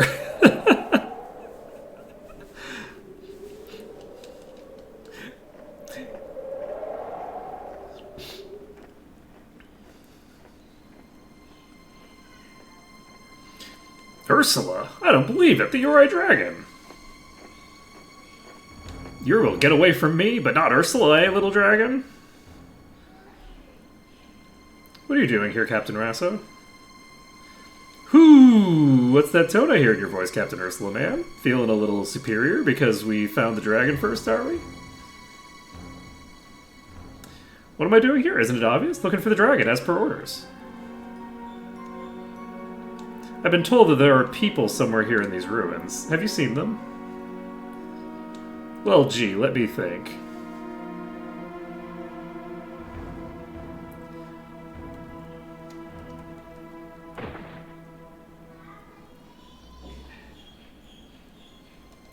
I just asked them where I might find the dragon.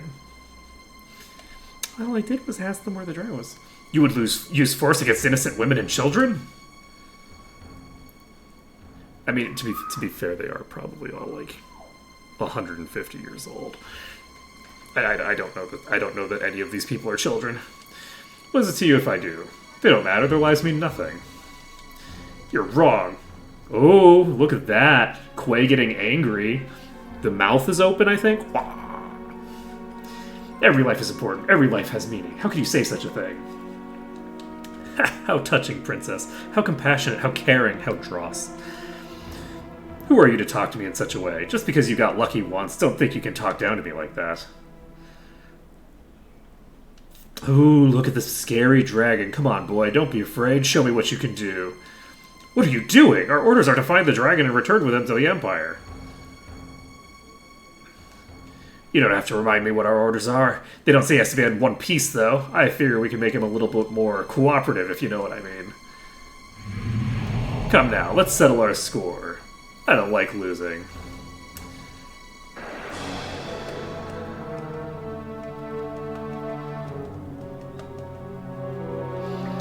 Okay, so first things first, we need to do this, and then you can attack, and then you can, I think this only has single, no it doesn't, it does have an AoE. It has an AoE, but I don't think it can do lethal to all three of them at once. We're going to cast Protect on Nina. We're going to leave her on the back door for now. Okay. So we take down Quay. Oh, that's interesting. Quay got back up. Oh, jab is an AoE. Good to know. Good to know.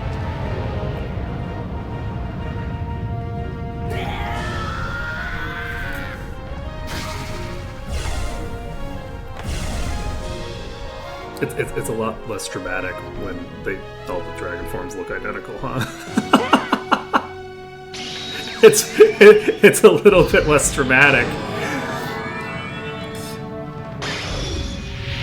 Okay, are you immune to? You're probably immune to all elements.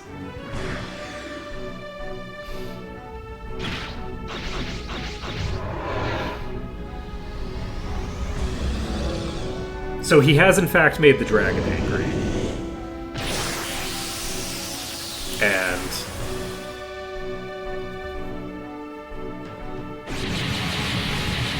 I'm sure this is going to do an enormous amount of damage.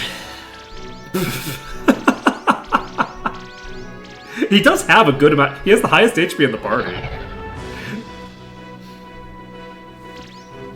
Like, I don't actually know how easily I'm going to be able to kill him. Wait, we can kill him with... Oh god, I don't have it. Okay, we're shadow walking. We shadow walk. Let's go. No! Don't do it!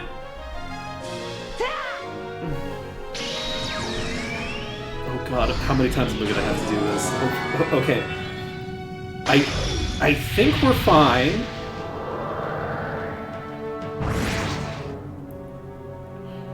I don't think I have enough HP for this to be a threat. I think we're okay.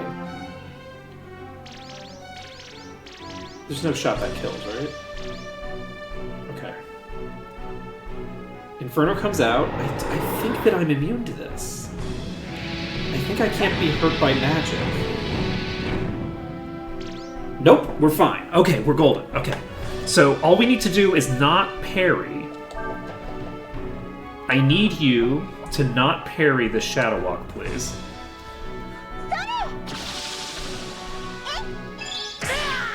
Okay.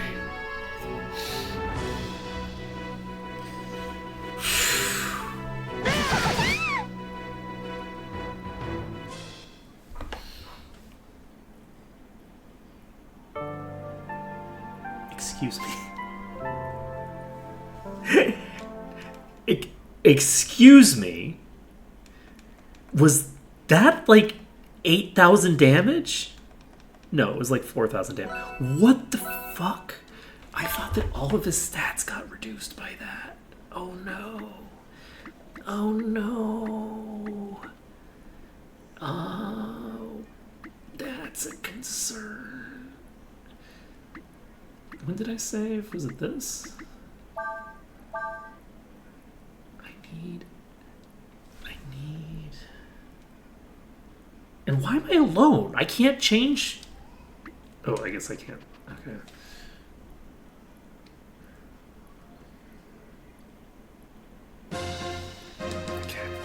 Okay, so...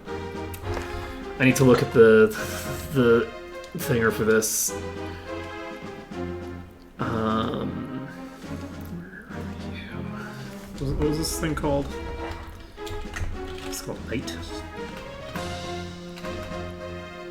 Yes.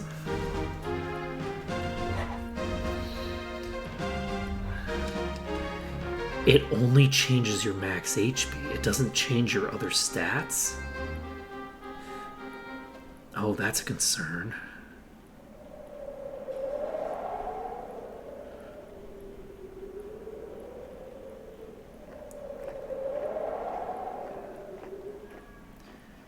So, when it gets hit by Kaiser Breath, HP is reduced by 0.1 and then 0.1. So, and then 0.3. So it has about 3,000 HP after Kaiser Breath hits.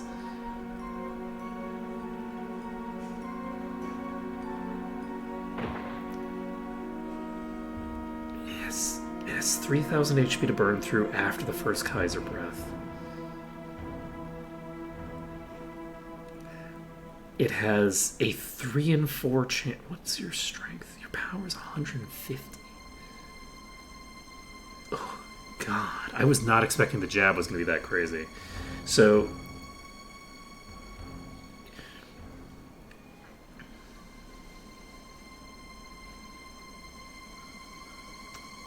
that is alarming. So, the first turn, it's guaranteed to use jab, which is basically guaranteed to insta-gib everybody that's on the field. So...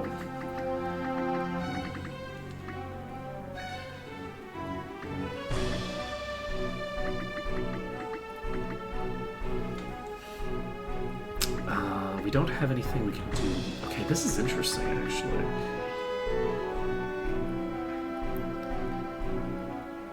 So we need to somehow deal 3,000 damage to it with Nina. I'm gonna probably have to reload back to before the thinger.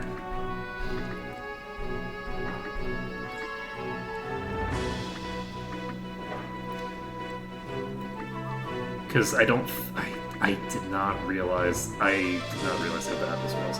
Alright, so... wait, no. What we do is we cast Protect.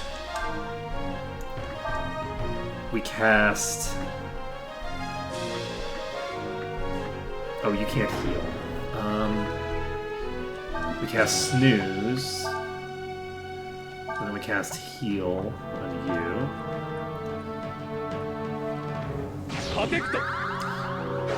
Wait. I thought that I targeted the right character. Whoops. I did not target her with the thing that I needed to target her with. I don't think it makes a big difference. Because if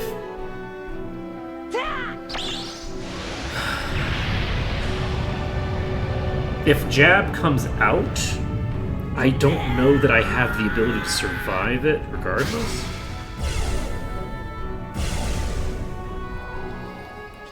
So, does Kaiser Breath comes out immediately?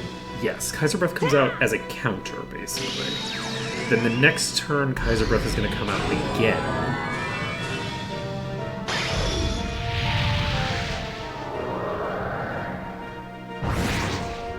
And then...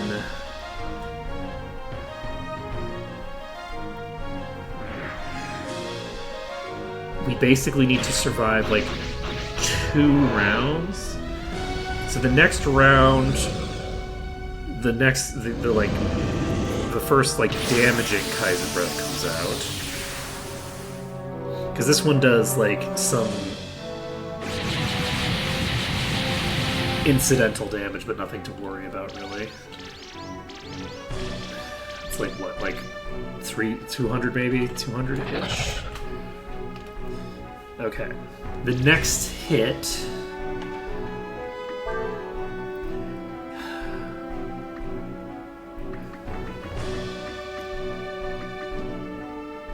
what is my...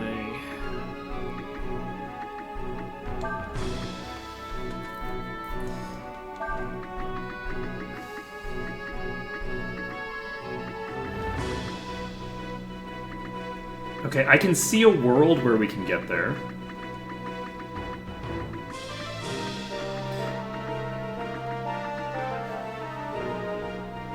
I don't think we're gonna get it this attempt. But I think that we can... I think that we can make this work. Actually, no. You need to, I think, equip a fireword for this. Yeah. So, you are just going to use the King's Sword. And then the hope is that Kaiser Breath is not lethal here. And that the boss does something that we can use. I don't know why we have to wait until the animation gets so deep into it in order to be able to start skipping it. The way these animations work is crazy. Okay, I don't know how much... I have, like, no idea how much damage that is. Standard physical attack comes out, breaks us out of Kaiser. That is good. We King Sword? Can we King Sword again? No, we cannot double King Sword. That's too bad.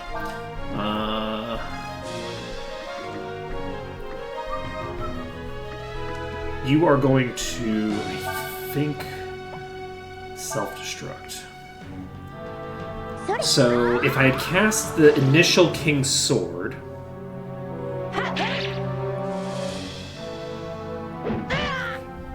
we would be in a fairly good position right now. We'd be in an amazing position if I wasn't an idiot.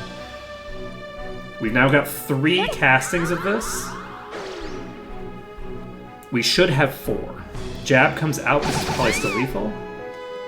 It sure is. One of those hits was still like 600 damage, god damn. Okay. I will be right back once I am.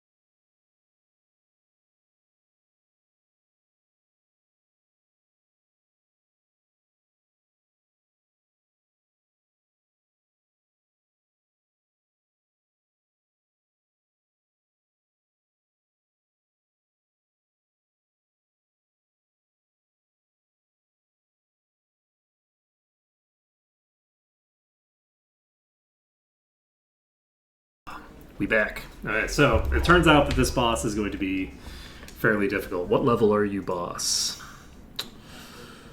You're level 40. Am I going to have you dealing a minimum of like 40 to 200 damage per hit on a 10-hit attack or something? Is that the world that we live in right now? Because I think that might be the world that we live in. Okay. Do we go to Quay here? I don't know. I think it doesn't matter. We're going to Quay here. So basically what we're looking for on turn 1 is we're looking to do... Did I load the correct one? Yes. What we're looking to do is use King's Sword into Protect, into Heal. The hope being that that gives us 48% boost to our defense. We took about 800 damage from the Inferno. I'm going to equip a defense boosting item with the intention being that my defense is going to be higher than double the thing, even if I only get up to like 90%.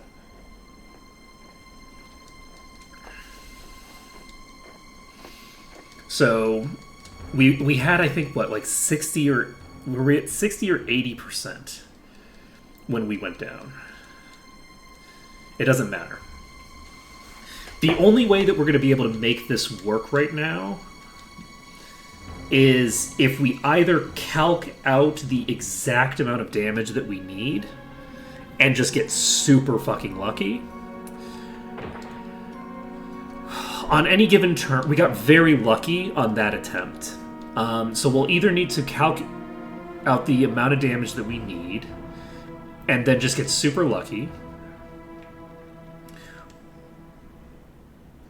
And basically have the ability to kill off Ryu before things go completely to shit. Or how many hits does this guy's breath have?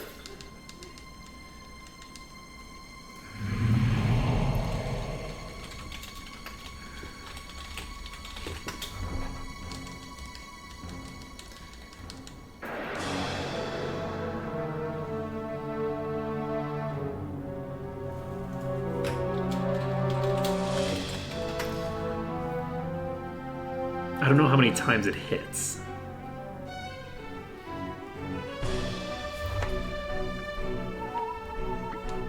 Alright, so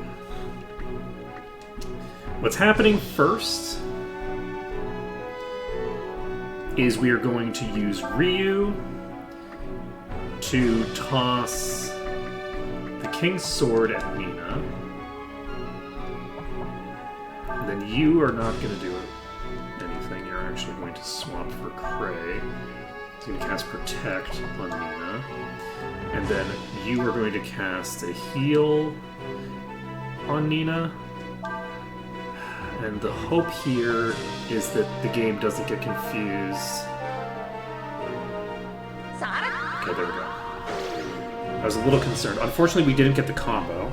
We do get a combo here, so we'll get up to 44%. Which is better than nothing.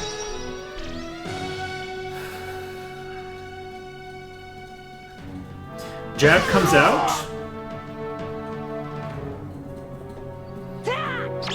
The hope is that it doesn't use jab on the first turn here. If it uses jab on the first turn here, then I'm in trouble. Okay, so we have to wait out this entire animation again. So while it's doing that, I will...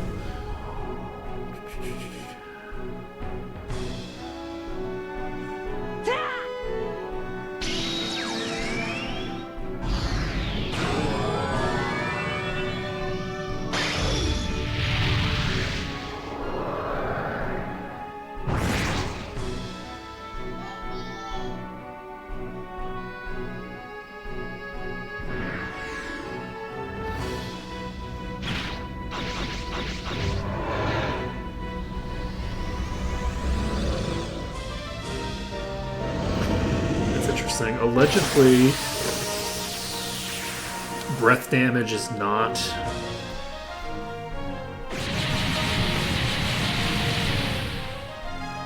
Oh, wait. We've got a...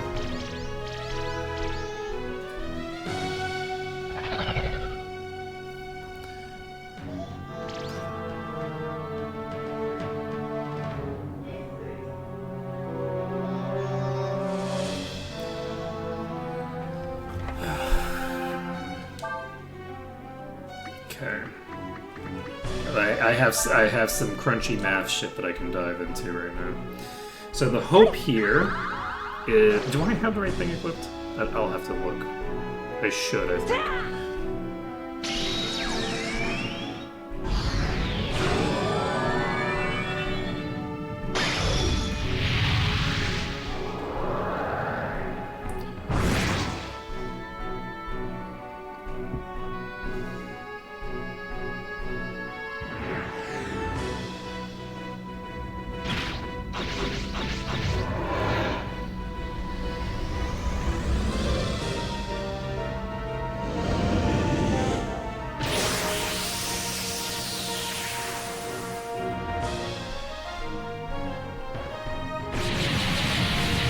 Oh, I can skip this.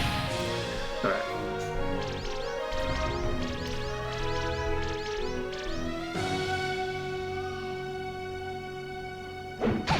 Okay. Hey, look, you know, we take those. We can use King's Sword again. Unfortunately for me, 330 damage seems like a lot of damage. What is your... Okay, you have the Ring of Wind equipped. Let's get ourselves the Bronze Shield equipped. This gives us 132 defense. And then we cast...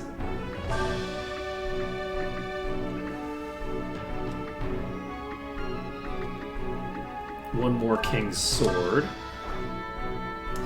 And the hope here is that the boss takes Ryu out of dragon form before Kaiser Breath kills the boss.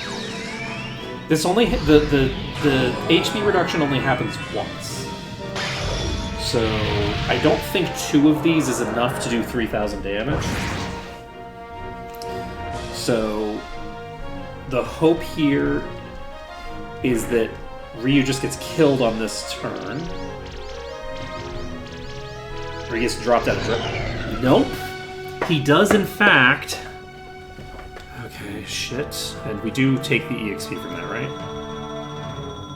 We sure do. Okay, we need to reset. That sucks. Okay.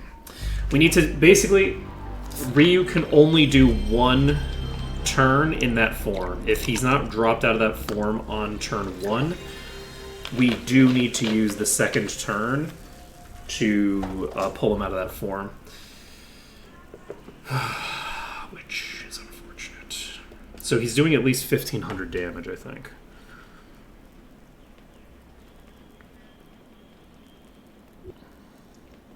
The problem is that he's doing quite a lot of damage, and I am concerned that I won't be able to... I was hoping to get like 2 hits out of that, and then follow it up with...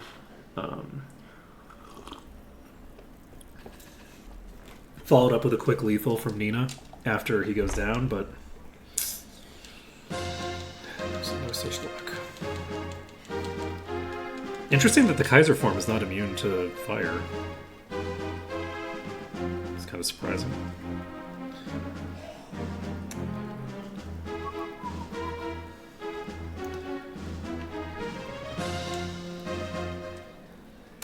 Yada yada yada. Okay, so what we're basically looking to do is, and I forgot to change out my gear again, which is unfortunate. We're looking to... I want to strip Ryu. But yeah, unfortunately, Urshan has my highest defense item. which sucks because I need it. If I had a few more defense, I might be able to reach the critical threshold one turn earlier. On the plus, on the plus side, I believe we should be able to get. I don't know. I have concerns. I have serious concerns. So, if the way that the like low level guide works for this is they literally level up Nina to like 80 at this point, or not 80. They level up Nina to like level 40 or something. So, it's a crazy guide. The reason is because it's like it wasn't originally intended to be a guide. I don't think. I think it was just like a person was making a run, and then someone suggested that they make a guide out of it. I found the forum post.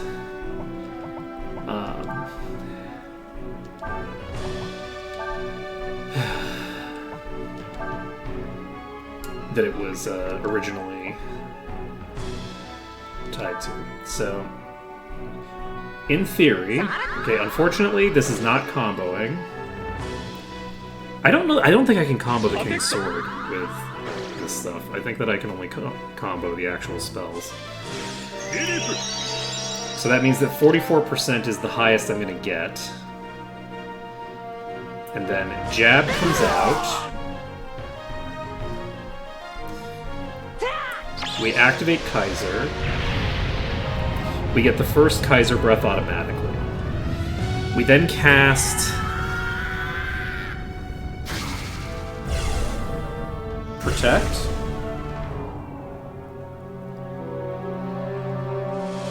And hope that we survive that turn.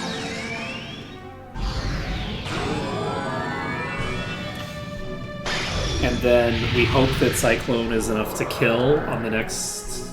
No, we can't do it on the next turn.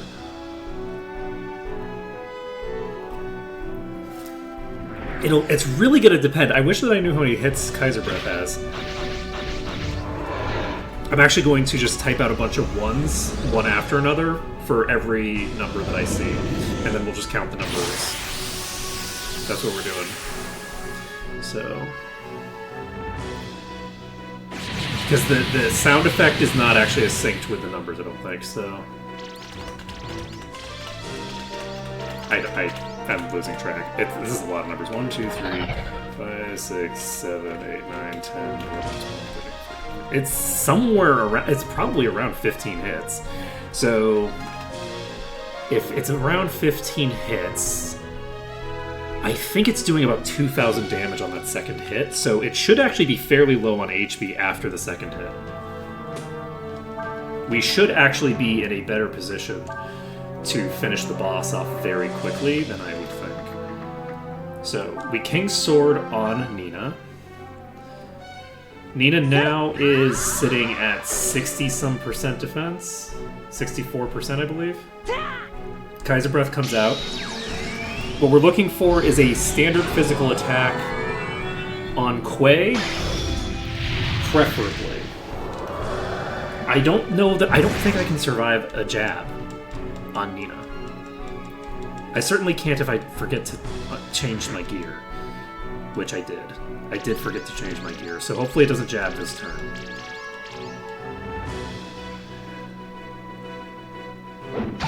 Okay. So, unfortunately, that does mean we have to swap this for the Bronze Shield. We have 18 as our base. And we are tagging you. So the hope is that Shadow Walk gets the kill here, because if it doesn't... Oh, wait! Breath attacks are based off of your current HP. So this probably isn't lethal. Because we're now at like 10% life.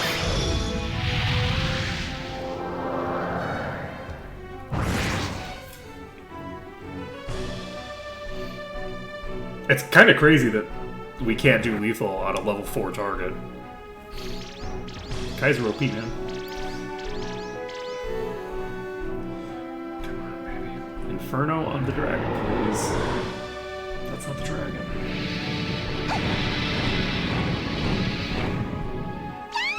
So that's a 644 damage.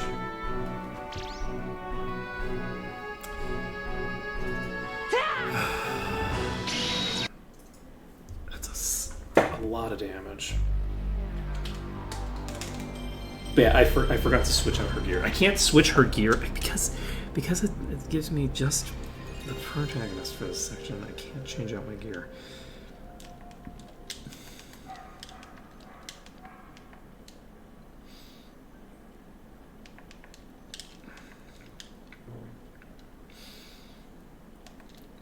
And I think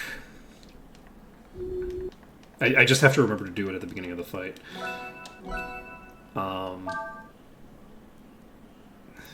Unless I did remember to do it. I hope I didn't remember to do it, because if I remember to do it, that implies that I'm going to take a lot more damage than I'd like to take. But yeah, we basically need a single target attack to go out to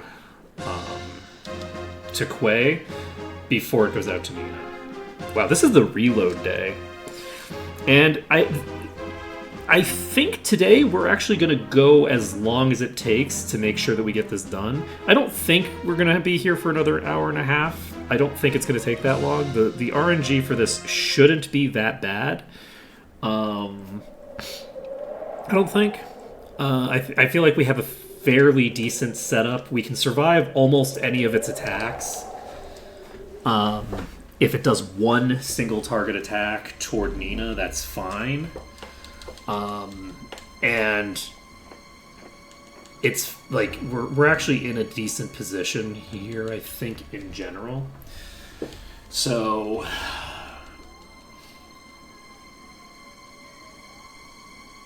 because I do think that it's probably going to be fairly low. It's probably like 2 hits away from dead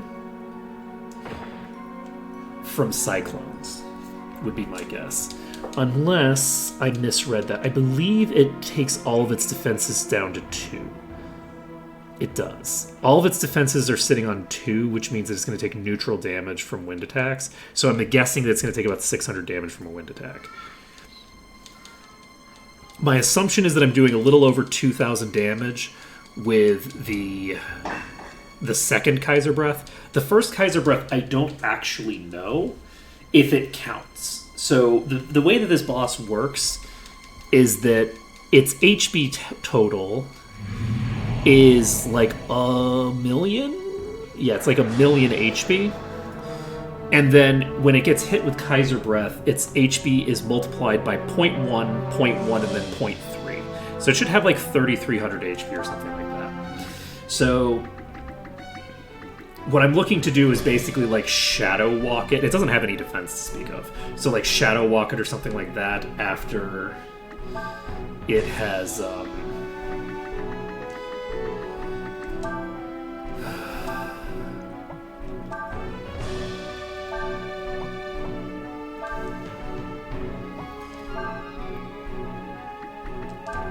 After it's killed Quay, and then the hope is that I can survive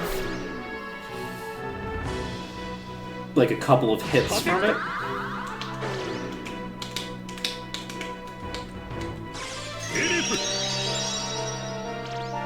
And we do need to change out our gear on this turn.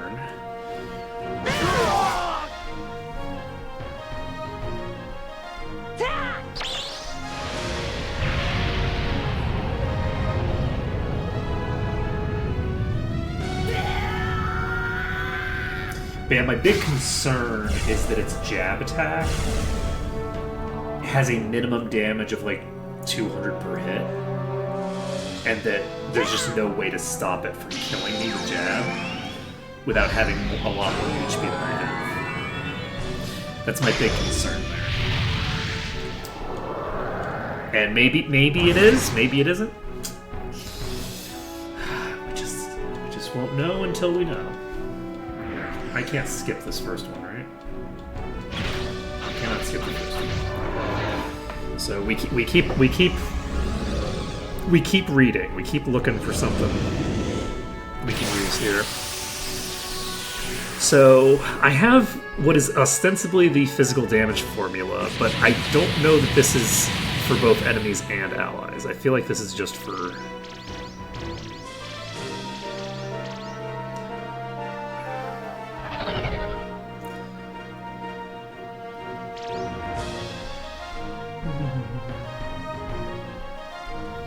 Okay, so you need to change your thinger. We're going to swap this out for a bronze shield. And we are going to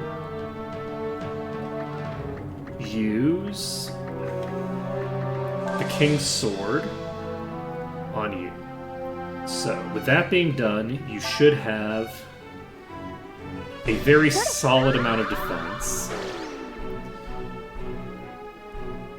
Kaiser Breath comes out. The hope here... I wish that I knew how much damage I needed.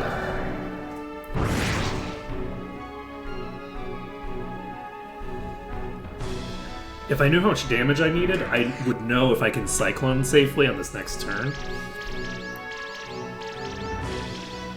If we assume that 100 is... If we assume 100... That was doing 400 damage per hit.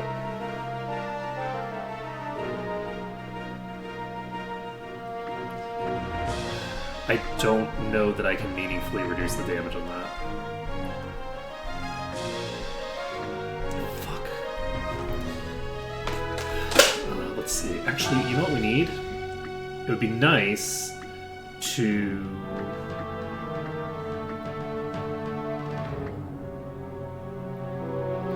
Let's see how much damage Blitz does.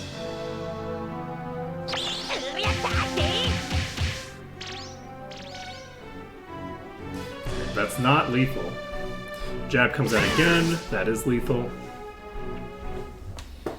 So, I don't get the impression that the defense casts that I was doing are meaningfully impacting the amount of damage that I'm taking. So, I think what we need to do is, on the turn that the Kaiser Breath comes out, we use a Cyclone. Because I think it's going to take 2 Cyclones to kill. That's my assumption, is that it's going to take 2 Cyclones to kill the boss from there. And so what I'm looking to do is cast a Cyclone on that first turn, and then hope that the boss kills...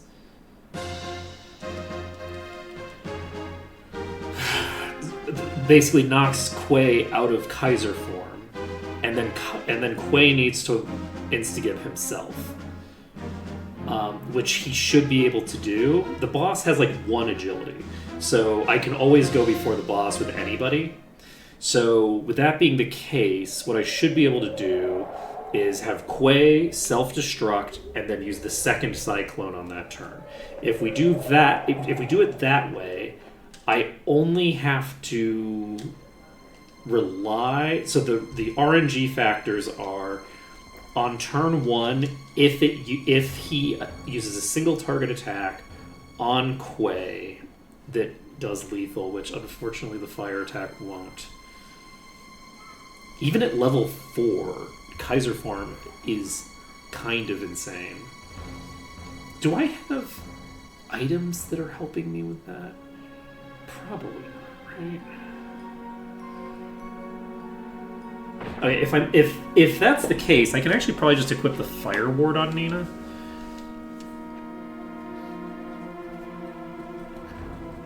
Because there's no way that I'm getting to the point where I don't die in one shot to the jab. The jab was hitting me for 400 damage when I had like 60%.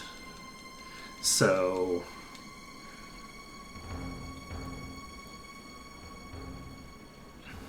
Actually, maybe I did. I have 60% or 80%. If I had 80%, then there's no shot. If I had 60%, then there might be a chance. But I don't think that it's worth worrying about. I don't think that we have enough of a chance of surviving that to necessarily need to worry about it. We do still want to do the protects off the bat. So first of all, let's swap to you. Let's change your equipment. I think I give you the Fire Ward. So the Fire Ward will mean that if it uses Inferno, I am protected. You have a short sword equipped, which is your best sword right now for self-destructing. Right, I never got you the better sword on this run. Well, that might actually be very relevant for this particular situation.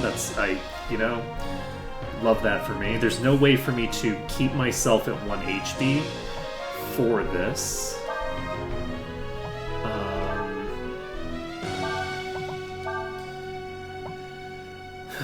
So...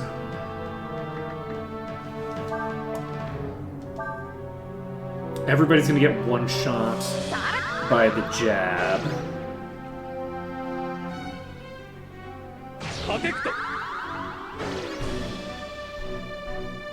That activates first Kaiser. We wait. It really sucks that we have to wait for such a long time with this particular fight. This sequence has been kind of rough with how much waiting there is. Like, both in between fights and within the fight. So, like, the previous fight, we had a lot of waiting in between all of the fights, and we had, there's just, like, a lot of waiting in there. In this one, a bunch of the waiting happens in the fight. Like, I'm just gonna be chilling here for the next few minutes while I look at steal and drop mechanics. Dragon Breath. Okay, here we go.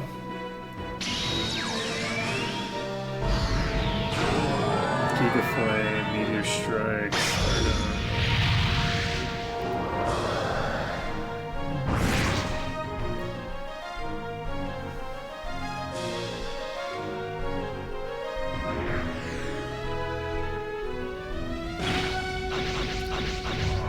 I don't see Kaiser Breath. What is this?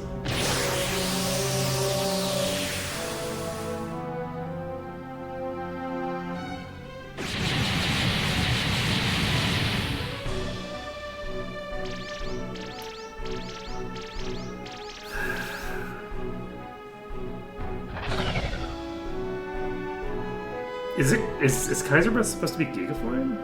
No, right?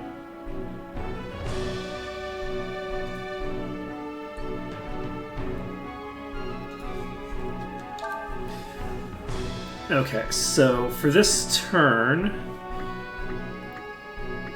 we are going to Cyclone. And if the Cyclone plus the Breath is lethal, then our life is way simpler, but I don't think it's going to be. I'd be very surprised if this pair of attacks was lethal.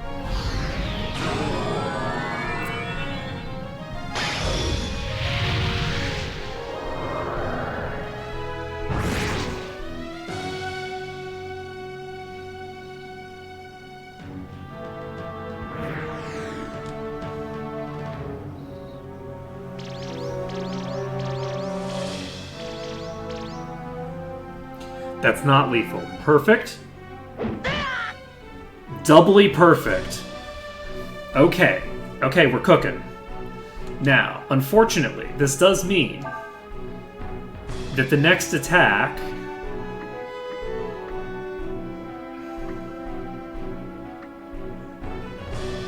is going to come out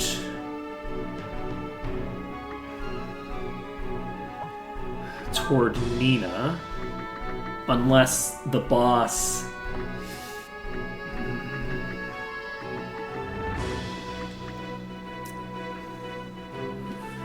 If I had a sword that could kill with Quay... Quay just doesn't have the ability to insta-give himself, is the problem. He only has 29 attack power.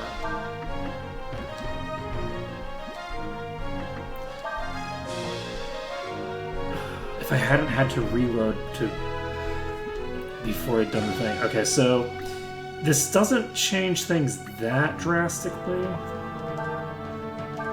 I am going to hope that a Sever doesn't kill, I think.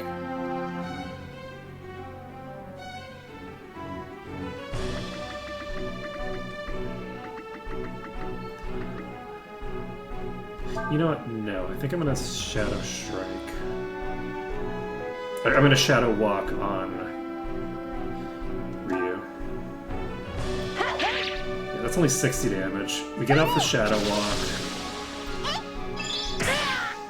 Okay, that's 660 on like a 15 to fucking Alright.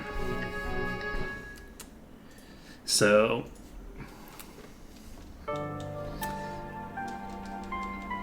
on the plus side, it wouldn't have mattered what happened. There's no way to get through. Well, actually, it would have. No, if Ryu had been able to one-shot himself there. Give me a second, actually. We can make things a little bit cleaner. Ryu has 9 AP? No, he has 13 AP.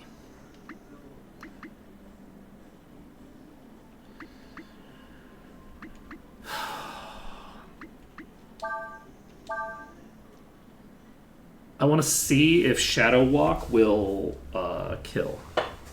I want to see if Shadow Walk is lethal. So we're basically going to go to Quay and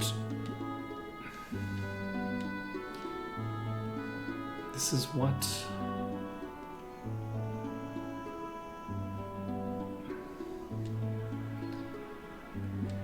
Is Quay weak against ice?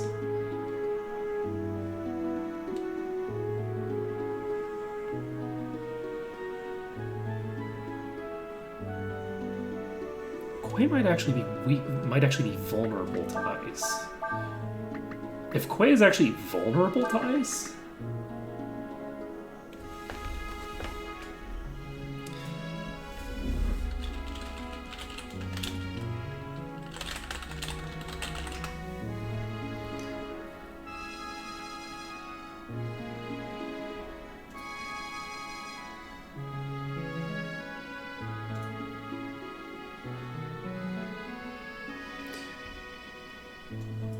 Ryu is weak against water.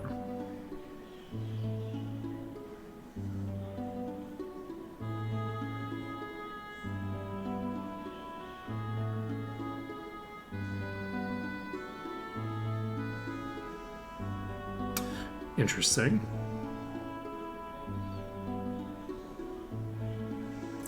So, I'm going to see if Asbestos Armor drops it as well.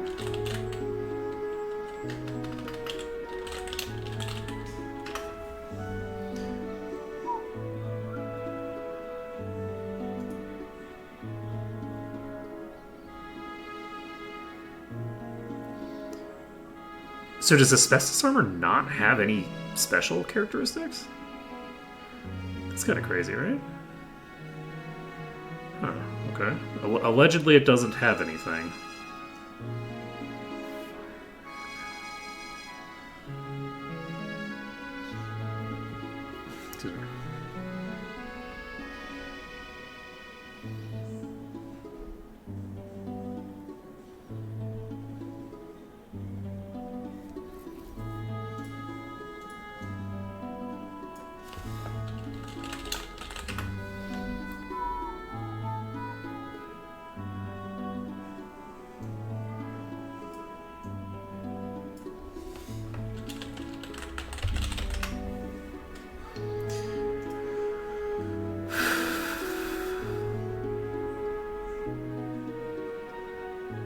Fire Ward gives +2 fire resistance, but does not reduce your ice resistance,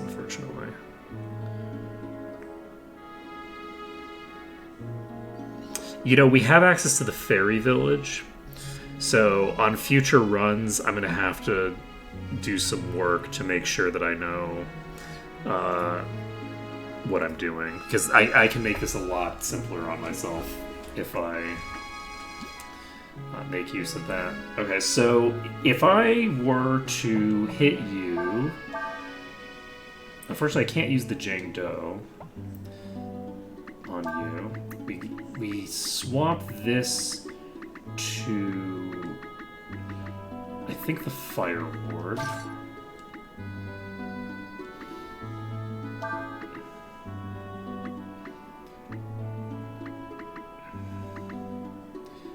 And then the abilities that we need to pick up,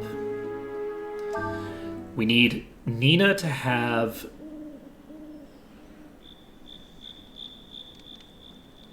Oh, I can go to the Fairy Village right now. Wait, I can go to the Fairy Village right now? Huh. If I can go to the Fairy Village right now, I could hypothetically recoup any problems that I have. Any problems that I have, I can resolve with the Fairy Village. So... what I want is a weapon that's strong enough for...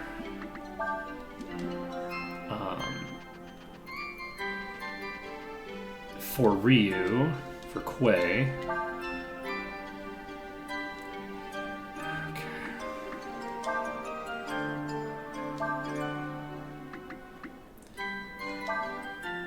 Okay, so we're looking for...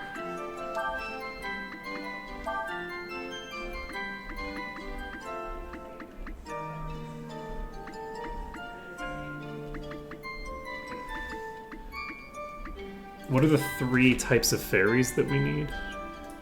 I don't actually know very much about the fairy village. So... do we have a fairy village guide? We sure don't. Okay, Dale. I believe in you.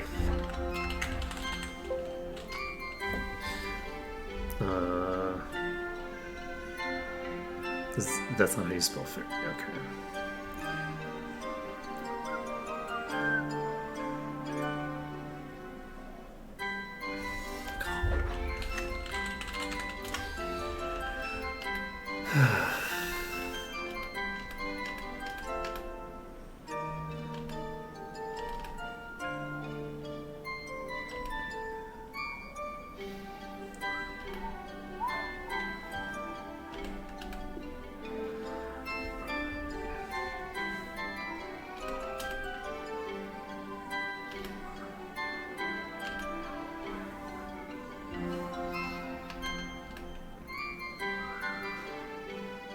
So, in theory, we want someone who's lazy, someone who's ordinary, and someone who's diligent, I think. It looks like those are the 3 personalities that we're looking for. So we don't have anybody who's diligent right now. So, but we will look for... so let's... who's lazy? So do they just die after a certain age? Do they die at age 6? Is that what happens? So you are ordinary. So Yuhi... let's go with Yuhi and... actually, let's go with you. Let's go with Nyan and Mamu. So... Nyan is being moved to here, and Mamu is being moved to here. Okay, I don't know why some of these are full and some of them are not.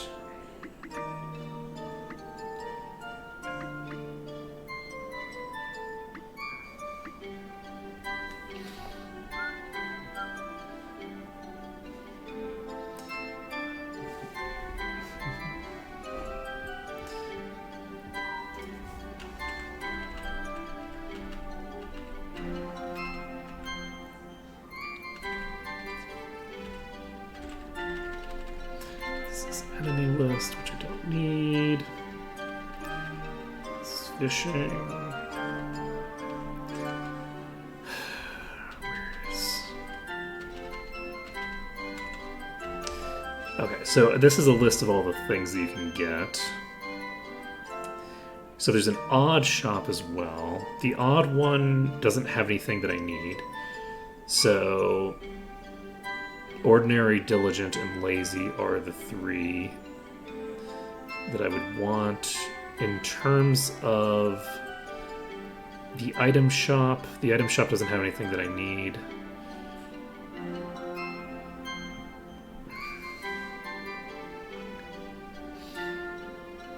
Is there anything else that I need?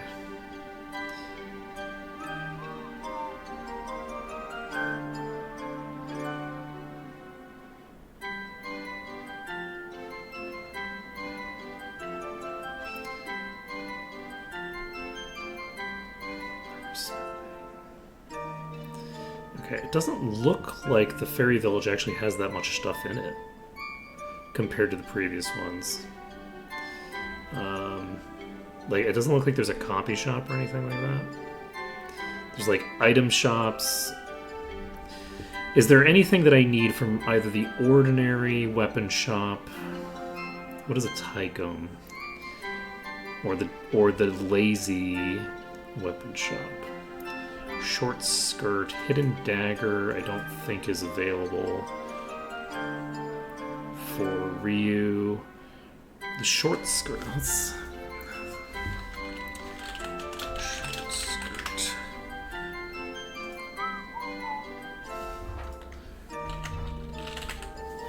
This it apparently lowers magic resistance, which is not great for me. But it does have 32 defense on it. So that would be kind of useful in theory, maybe.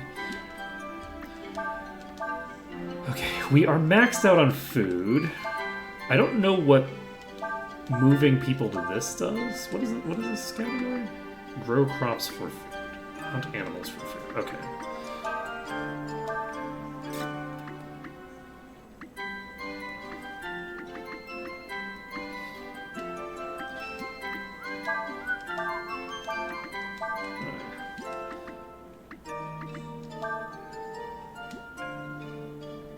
I don't know that it matters that much, so we're just going to do this for now. I don't know how many battles it would take to be able to make this do what we want. There's actually a surprisingly small amount. Can grow seeds on this tree. Okay. Is that true?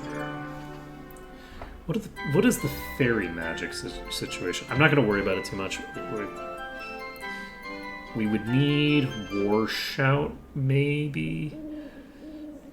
But yeah, the protagonist is weak against ice, so I think what I'm going to do is I'm going to go pick up Frost Strike and see if that is enough for the protagonist to do lethal to himself. Maybe. Let me take a look at the weapons that are available from here. Like, almost none of these are actually... So, there's an Ice Blade that we could pick up. Ice Blade is a katana. It's only usable by Ciaz. Okay. What is a Taigum? Taigum is katana only... What?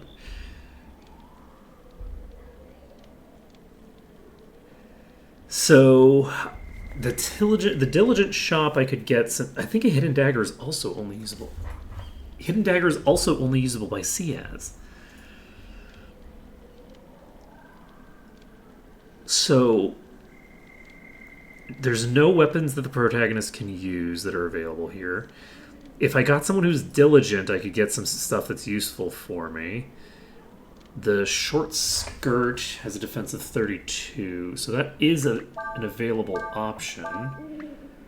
That would give me plus 9 defense, so that would be a pretty big defense boost. That would basically allow me to have the Fire Ward and the equivalent of my highest thinger. But it would also mean that I'm weak against the magic anyway. So, not necessarily optimal, but it's fine. Alright, we're going to save the game.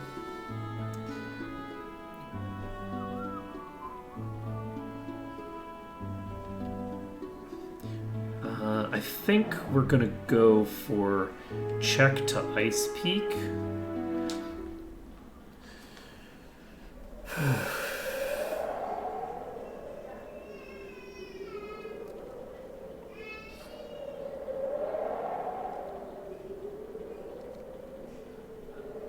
Okay, this unfortunately doesn't really have any meaningful...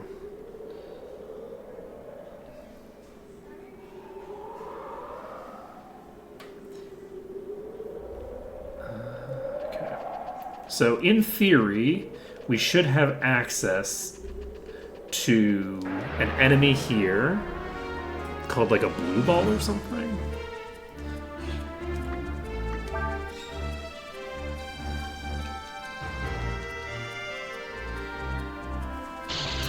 And that's concerning. Okay, that's good. That's good. That's fine. That's fine.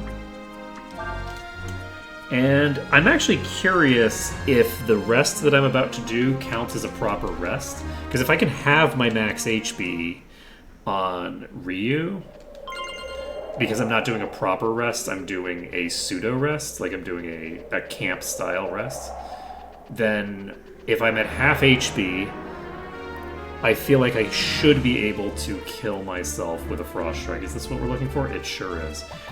Okay, so what we're going to do here is we're going to cast Frost on this.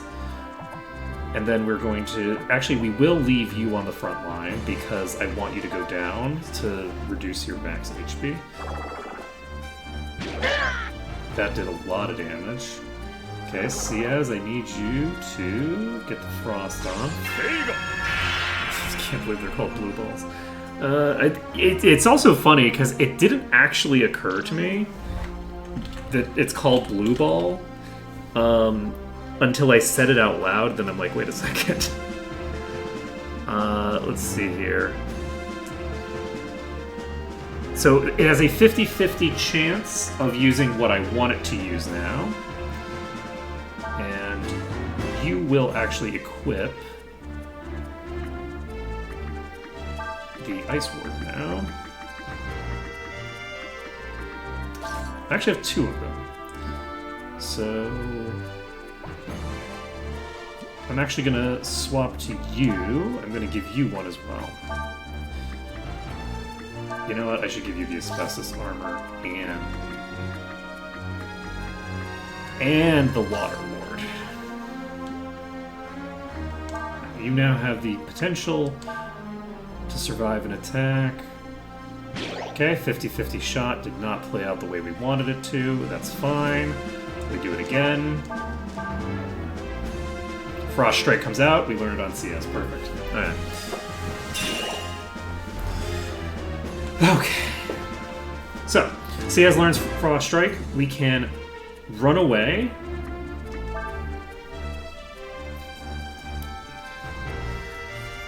And we need to teach Frost Strike to Quay.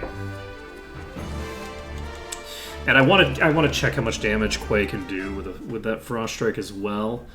It doesn't make a huge difference because, like, what am I going to do about it? There's not a lot I can do with that information. I should have picked up a better sword before we left. We don't even have the ability to pick up anything from the store at Czech, I don't think, because I don't think the Czech store exists anymore. So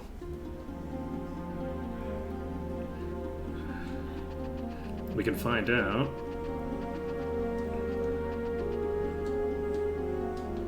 Yeah, so this store no longer exists. And that's rough, buddy, because I would really like to have a better sword on our protagonist. Should have occurred to me.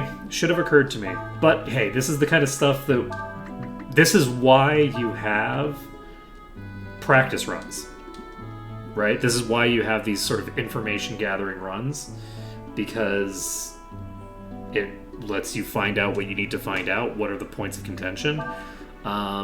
If I can get, like, God, if I could get the ferry situation resolved before we got to here, and that's probably what I would want to do, is get the let's see. So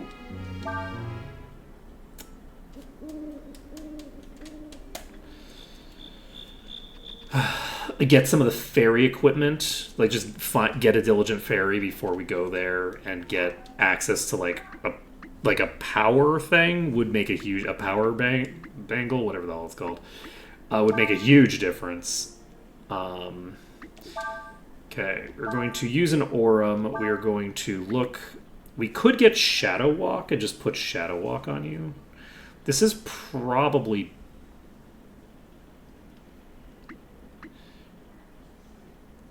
I feel like a critical hit is probably going to do more damage.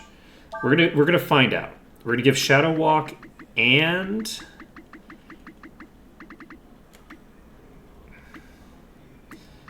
Double Blow won't help me. And Frost Strike.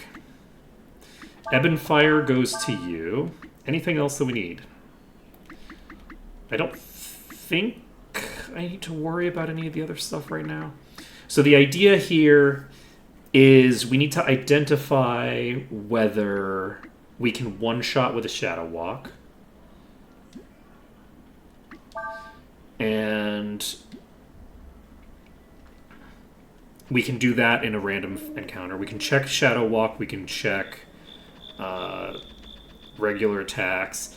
We'll eventually need to find out whether we restore our max HP or not when we go into the places. But I don't think this is going to require too much RNG now that we've got ourselves set up a bit better. I feel like I should have the ability to kill myself. Like, I feel like I can do it. But yeah, we'll have access to much better swords and things like that if we have been stealing from enemies throughout the game. There's a lot of stuff that we are missing out on during this test run that we should realistically have at this point.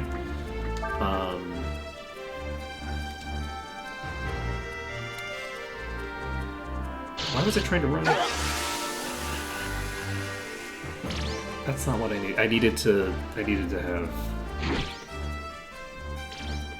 attack myself. That was the whole point of what I was doing. We are using Shadow Walk first, just for shits and giggles, and then you're guarding. Howling comes out. Hopefully this doesn't cause a problem.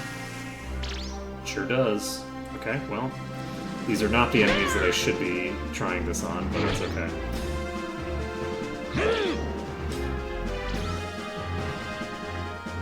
It doesn't really make a big difference.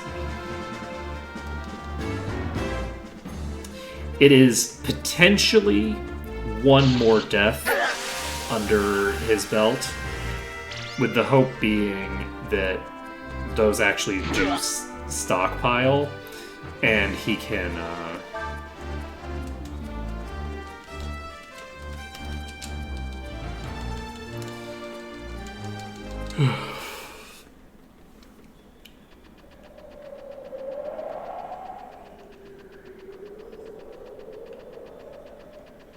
and that he can he can kill himself easier later. Okay, you are going to cast Shadow Walk on yourself, and you are going to, I guess, rest. And you're just going to guard. So Shadow Walk comes out. Is it lethal? That's 185. 185 isn't bad, but it's not lethal on max, like actual max HP. So, that being said, I can drop my max HP to 140 if I have the ability to... If the rest that I'm about to do counts as a rest at a camp and not a rest at a thing. I cannot believe that I didn't have a better weapon for myself. I was all excited about the fact that I saved that money, and I don't need the money. I need, like, a weapon that can kill me. I don't need 7,000 zenny. I need a weapon that does a one-shot on Quay, you know? But it's fine. It's fine. We're actually going to pop back over to the camp and rest again. The reason being is that I want to identify whether the Frost Strike will do better or worse or the same. My assumption is it's going to be a... Weirdly, I feel like it's probably going to be worse. I don't have a real reason to believe that. That's just. I just have a suspicion. It would be nice if we could use double attack, but I guess it probably wouldn't matter that much. We just don't have the attack power to make use of it. So we do want to get at least one more death under our belt, preferably two more. So we're gonna get into two more fights here. With two more fights, we can get Ryu down to a level where he can just die pretty easily to a single Shadow Walk, which that's how many Shadow Walks we have. That being said, I feel like there's a decent chance that we are going to be resetting our HP here. The reason I'm using guard here is just because... Oh, I shouldn't have done that. I guess it doesn't matter. We're looking for Quay to go down here, which may or may not happen.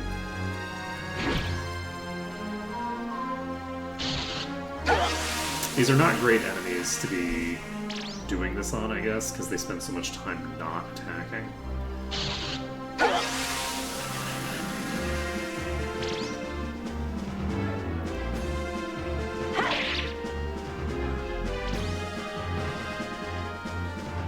Though, I guess if all I'm looking to do is get a kill here, then that's actually very easily done. You know? Now that I think about it, it ain't that hard. Alright, so we should be able to run on this turn. Maybe successfully, maybe not. We'll find out.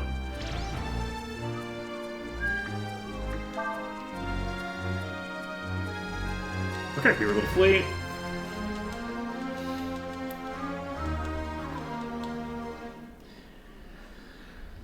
Okay. So, we need one more lethal hit on our little dragon.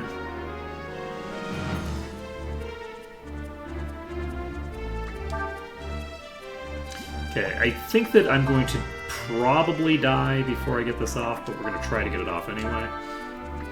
Guard. We guard. Okay, that wasn't giant growth, so we get a chance to see how much damage a Frost Strike does. Hopefully we hit. 136. So that might be within variance, and it might not be, of Shadow Walk. Shadow Walk. Oh, Jesus Christ! If I die here, it doesn't really matter that much. But hopefully, I don't die here. I don't want to die. Okay, we're fine. We also need Nina to stay at absolute maximum HP, so it's bad for Nina to go down specifically. So we can pop out of here. We can heal Nina if we need to, but I don't know that we have any reason to. We are going to... We're at 153. So I think we need one more fight to get ourselves to the minimum HP value that we're going to get to. Do we need two more, maybe? I don't know. But what I do know is that 150 HP is more than I was doing with a Frost Strike, and I would prefer to take one more hit at the very least. I had 280 something, which means that the amount I should be able to get to is like 140 something. So 140 something should be my minimum HP value. Because I believe I can go down to half. So we go ahead and take you out. We guard, and then we're going to run on the next turn.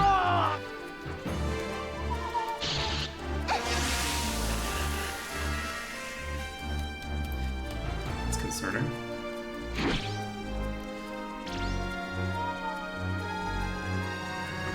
Okay, Ciaz is going to retreat. Successfully. Perfect. We have 6 EXP to go on our little dragon. 153 seems to be the lowest we can get to. So we're going to have to hope that that's enough, and we're going to have to hope that we can actually maintain that. So we save the game. We save the game here. We're done setting up, I believe. I sure hope so. We pop here. We have a whole dungeon to do. I completely forgot we had a whole dungeon to do. And you know what? There's items here. What items are here? Ooh, is there a sword here? How funny would it be if there was a sword here?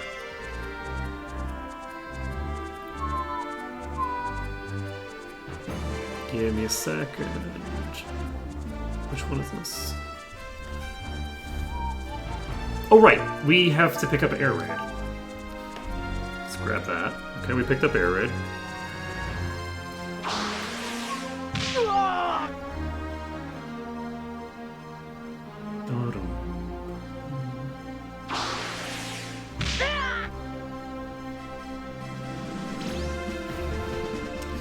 Okay.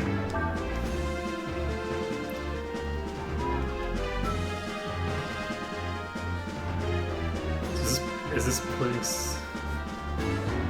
No?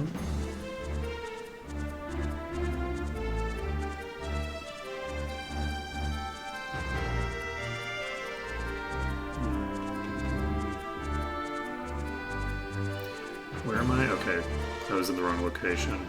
Give me a second. It's not that it matters.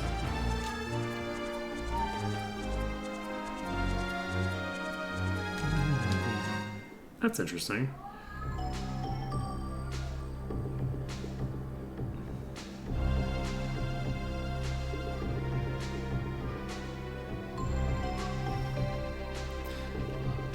The location that I'm in, I don't think is mentioned on this in this guide at all. Dale, and I know there's an item here.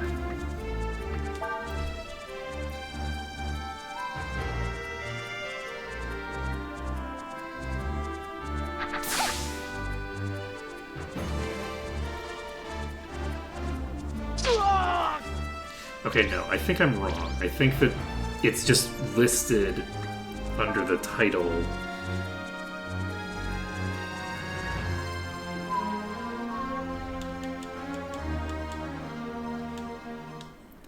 Okay, so there are 2 items here, neither of which is something that I care about. We'll pick them up anyway, but really it doesn't matter.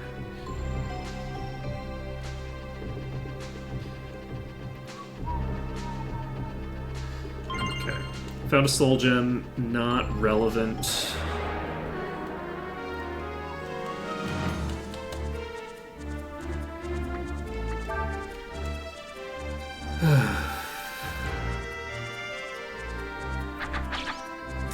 And yeah, it looks like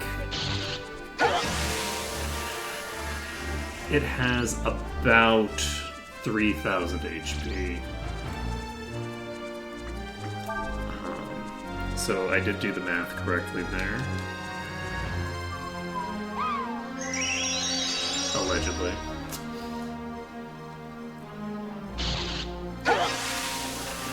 discerning. Okay, everyone's confused. Please attack so that okay, I don't get to take a turn. That's fine. So it looks to me. I really wish that I knew how much damage I was doing with the attack I was doing. Okay, there we go.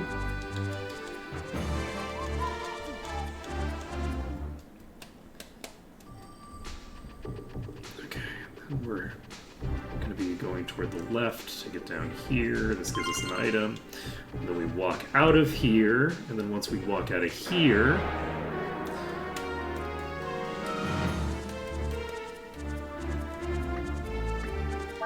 do I have 306 max HP? I don't think I have that much HP, do I? Doesn't matter. I mean, it does matter, because it implies things about a variety of factors. Oh, okay, you're going to put me in... Oh! I see. I gotcha, okay.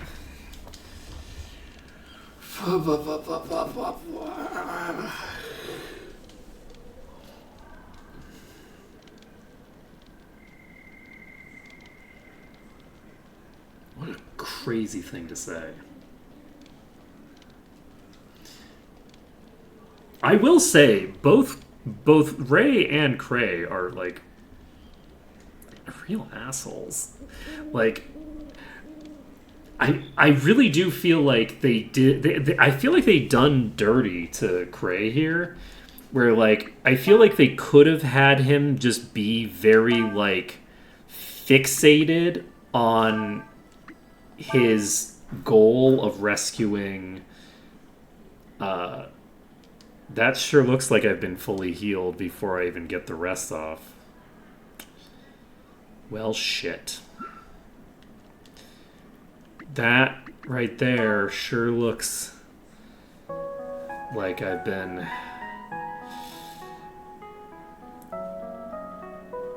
set at a pretty good amount of HP.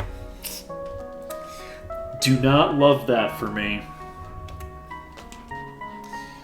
Shit.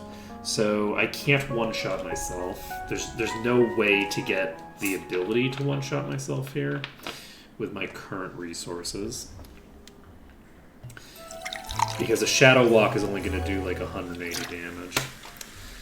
So, with that being the case, I think I do save here. Let's save. Which file am I saving under? Let's just save under this file. I think this is the file to go with. We just make a new file here so that we are ready.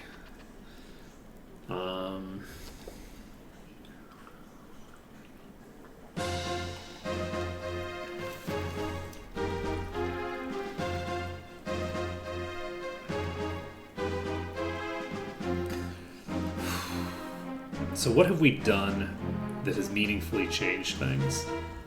We've given myself Ebb and Fire. So we can I think Cyclone into Ebb and Fire is a guaranteed kill.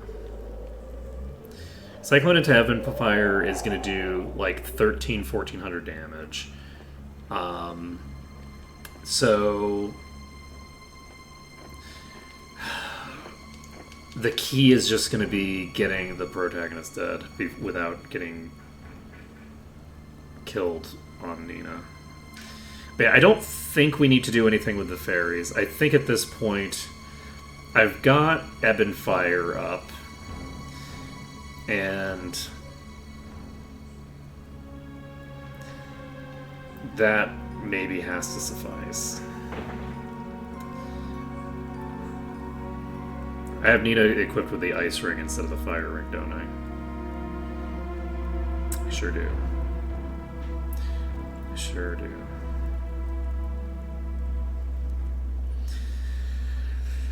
Every life is important, etc., etc.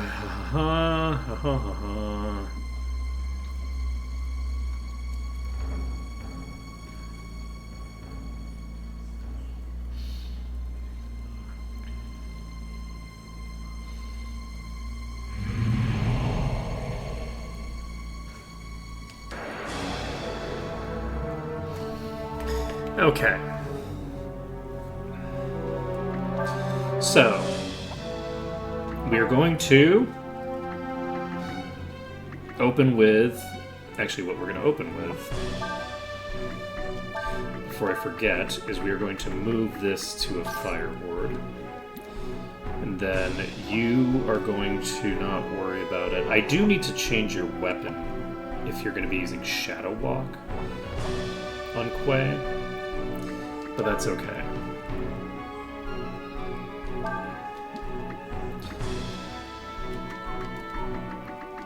Okay, so we're doing this. We are following it up with Protect. We are following that up with Heal.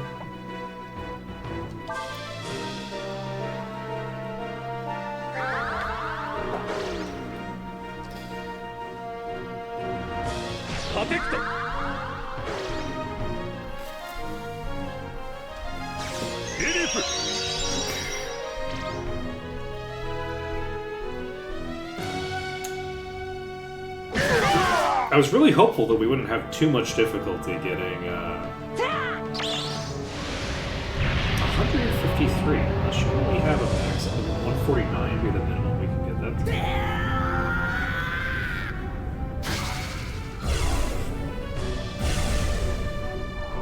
Why 153 and not 149? It's kind of crazy. So Kaiser Breath comes out. This is going to hit it for nothing. Basically.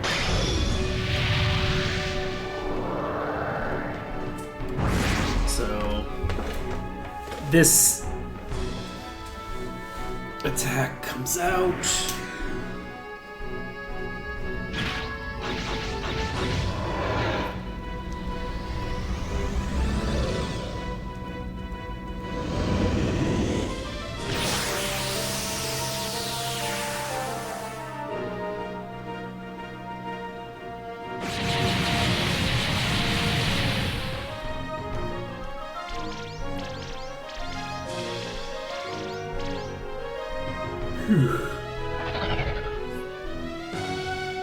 Next. Man, I was not expecting this to be this involved. Okay, so can I just... I would love to be able to ebb and fire you.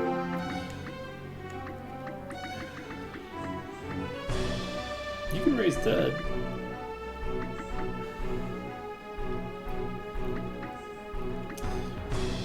Okay, we Cyclone.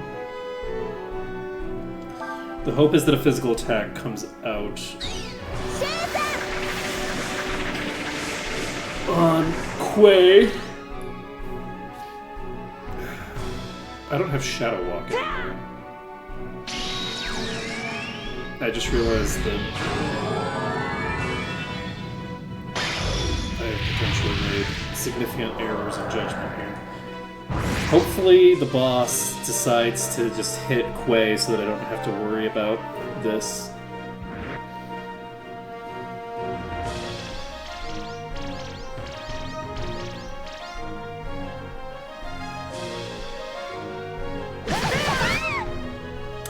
I mean, well, technically it did decide to hit Quay. That did technically happen.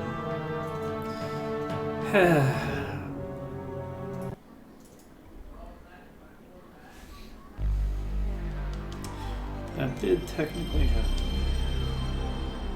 I wonder if I could survive one of those. Do we think I could survive one of those?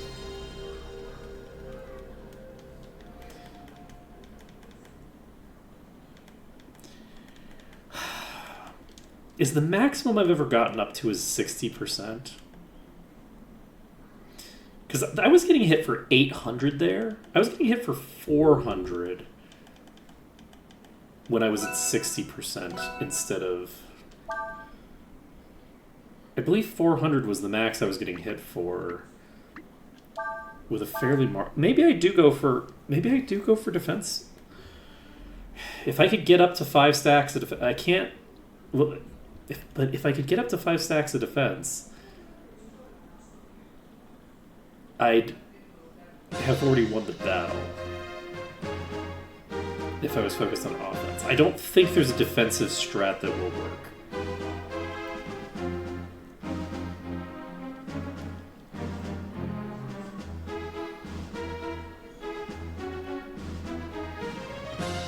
I don't think there's a reason to engage with a defensive strat right now.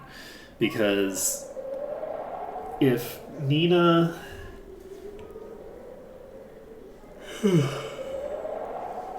gets hit with jab,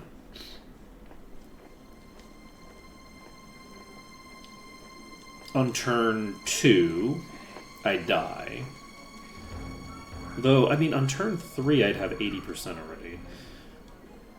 And if I got hit with jab on turn...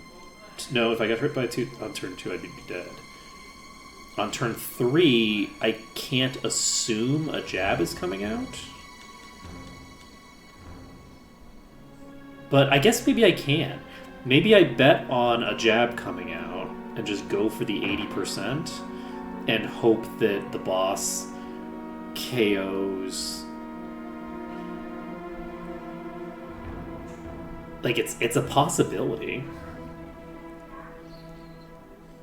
I'm trying to think of what branching scenario gives me the best odds of... Because it depends on what happens, right? So, if... I don't think I can survive a jab. But I don't really know that for sure. But let's at the very least we need to change this out for the bronze shield that we have.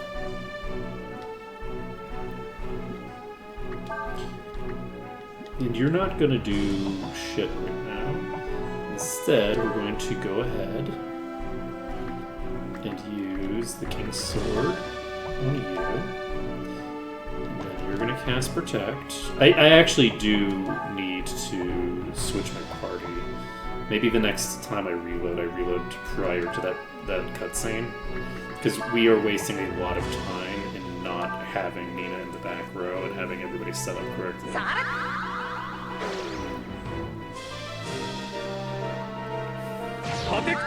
So we got 44%.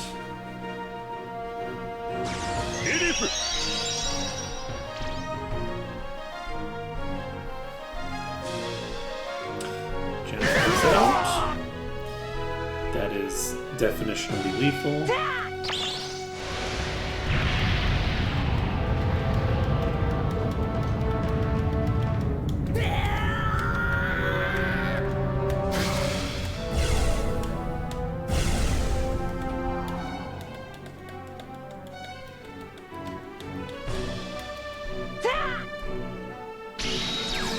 You know,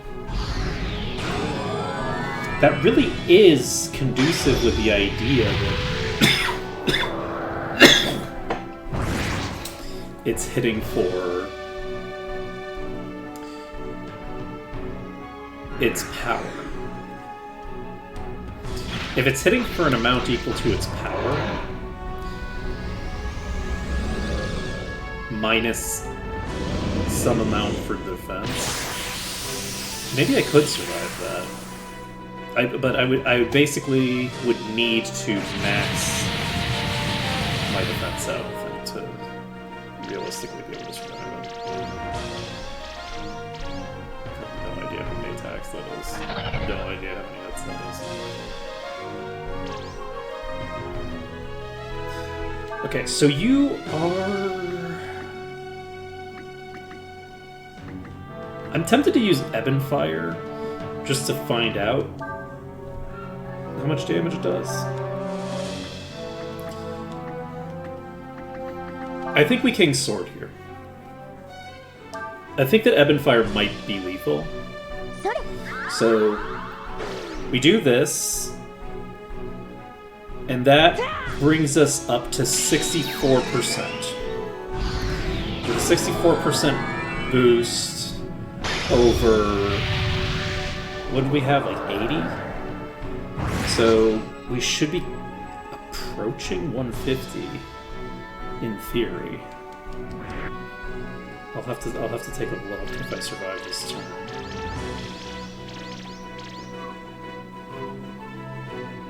Jab comes out, this is lethal. Wait! Could you, like, not missed both targets, actually? It would have been nice if you had hit the guy I needed you to hit. Son of a bitch. Okay, shit. Well, I need to do damage to him. Unfortunately, my weapon is a fire weapon, and I'm not happy about that. Because I don't think it makes sense to swap to a weaker weapon.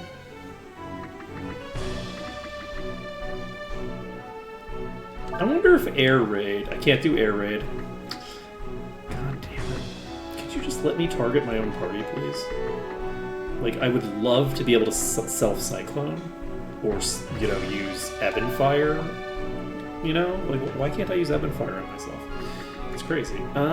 Okay, I guess that means that I basically just have the ability to do a physical attack and hope that I do enough damage that the Kaiser Breath doesn't do lethal. I can't believe Jab came out and killed nobody.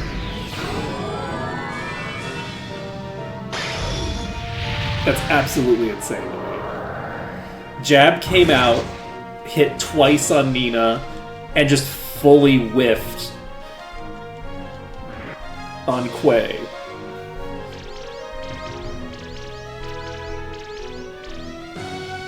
Okay, it lived. Jab comes out again.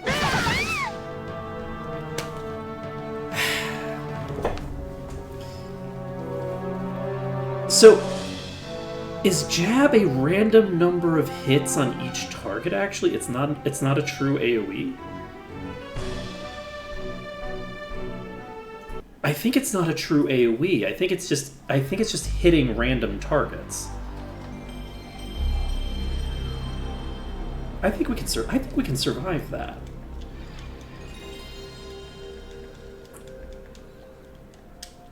I'm not confident we can survive that, but I feel like there's a non-zero chance that we can survive this hit. Actually, I can't believe it's 12:30. And here I was thinking that it's like, we'll get through this, no problem. We won't need to go late. We are going late, though. We're going to go late if we have to go late. We're getting this done today. This is not something that I think can take that long. But yeah, I think that I do want to go with a defensive setup. I think that if I go with a defensive strat, then as long... I can't believe he missed the one attack that went out to Quay. There was one attack toward Quay, and it missed. I don't think I've ever seen that attack miss before, and it missed like 4 times during that. Kind of weird. I don't know. It doesn't matter. It doesn't matter, but it's fine. Yes. I think if I can get 2 more protects off, I'll be able to consistently survive the jab. And I believe I should be able to survive the fire attack if I'm at full HP. And we've established that a normal physical attack that dealt 400 damage meant that that it didn't have enough... There was not enough damage to actually do lethal to the boss. Which means the maximum damage that I can be doing is less than 2,000, I think. Maybe not, but I think I'm doing less than 2,000 damage.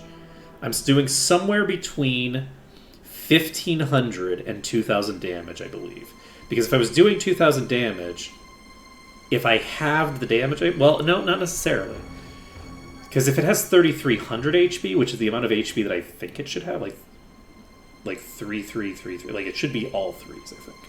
Though I don't know how their rounding works when they do their math, because when I have my max HP, I have 153 instead of 149. So I don't have any idea what the hell's going on with that.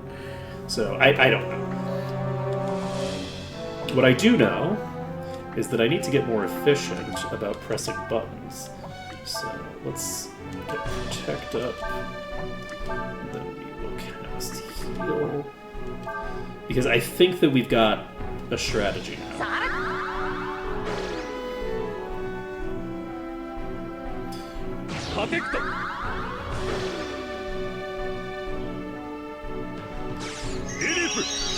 So could I, in theory, survive jab on one of my characters because it just happens to not attack everybody? I don't think so, because I think that when the characters go down, it's going to automatically redirect the next attacks to the survivors.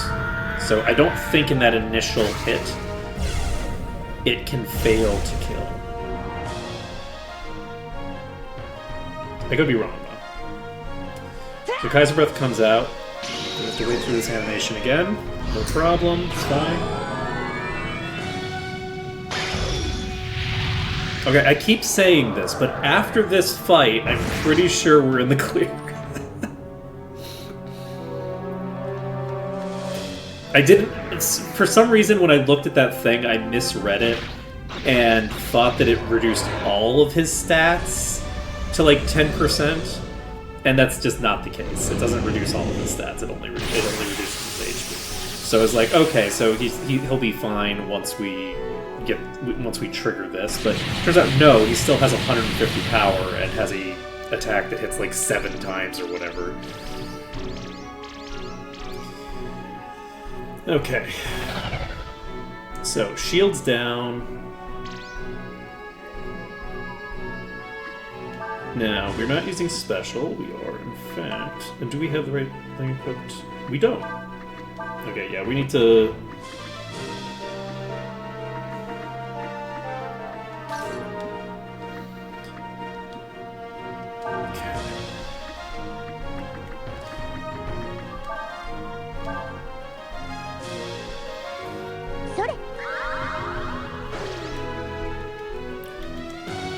Okay, Kaiser Breath comes out.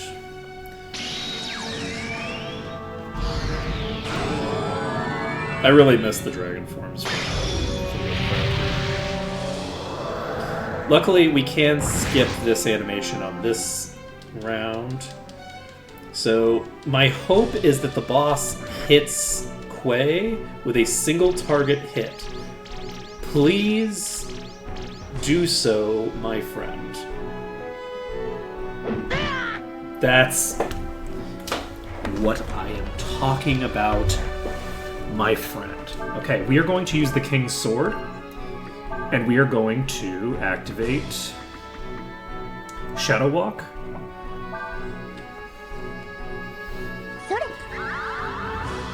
This might be the attempt. So... Jab comes out. I don't love that. But you know what I do love? I love the fact that I survived it somehow. Okay, so we are going to cast Ebb and Fire until the boss dies. It might die on this turn. It might not. The hope is that it dies right here. I don't know how much HP this boss has. That's not lethal. Jab comes out again. Worst case scenario. Damn it. If it had used any other attack, we would have been fine. But that does tell us something. That tells us that it has more than 900 HP left. So, we have an idea of what we're looking for, at the very least. If I had cast another defense booster on myself, I might have survived that.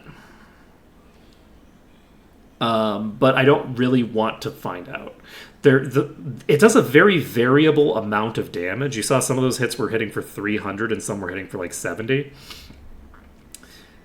I don't think that I can consistently survive it, no matter what. So, but that's fine. We now know. I think that with 3 castings, there is a fairly decent chance that I'm going to survive it. So, the hope is that with 3 castings, we are in an okay position.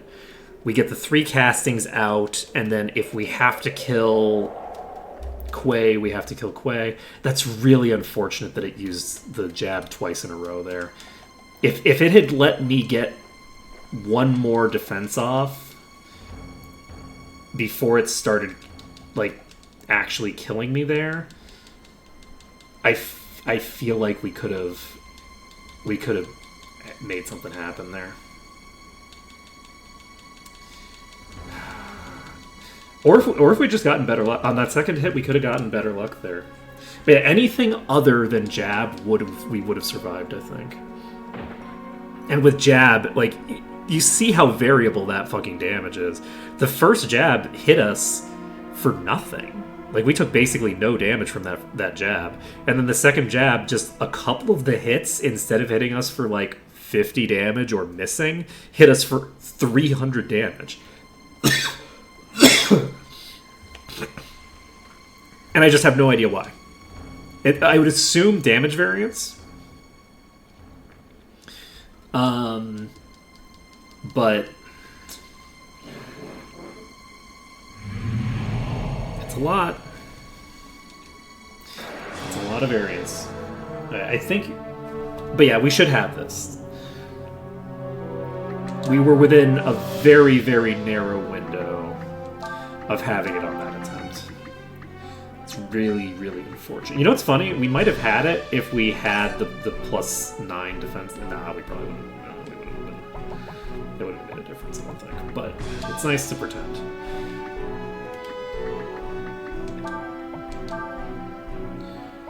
But yeah, that being said, I think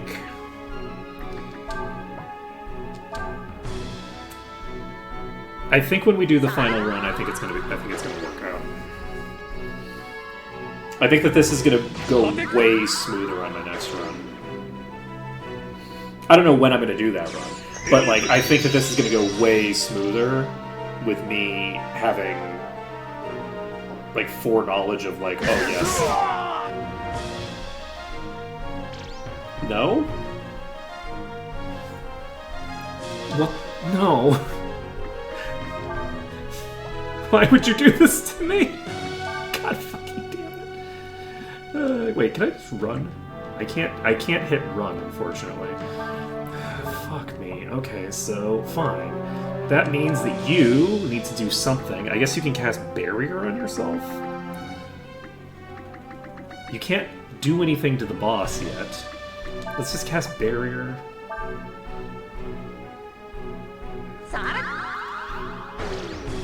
And at least it's not guaranteed to use Thinger. But okay.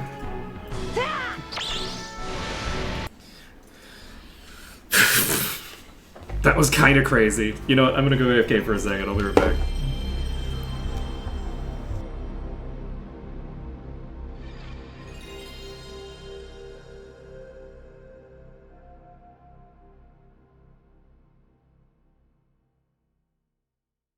I changed my mind. I'm not going to go AFK just yet.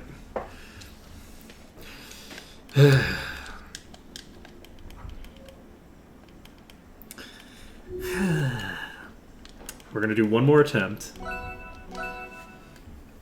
And you know what we're going to do? This attempt that we're doing before we go AFK for a second?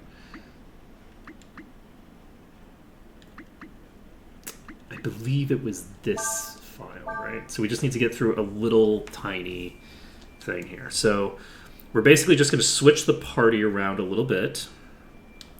I don't know if that is going to matter, but we're going to do it. Nina is going to equip the bronze shield, which is my best in slot right now for that. And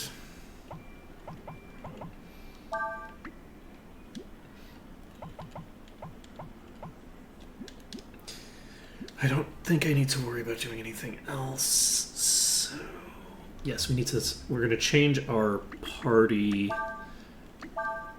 setup with Quay, Cray, and then Ciaz.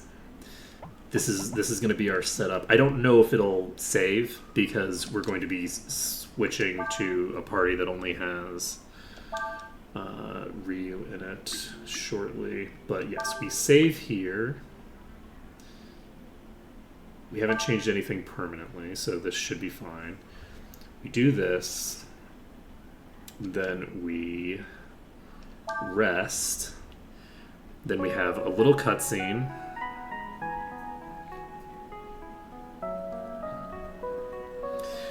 About how much humans suck. Whew, boy.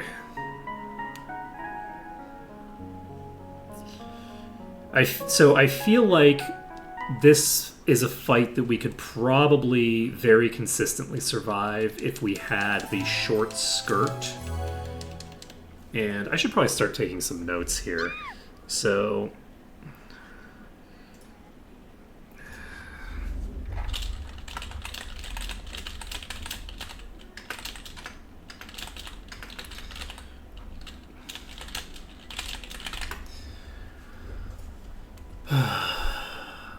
I didn't save because I'm a dope. Doesn't matter. This is the final attempt. We got this. We have 12 minutes left before I'm supposed to end stream. And we're not going to have to go late at all. We're just going to be able to end stream on a win. We're going to get that W right here. It's going to happen. It's going to happen.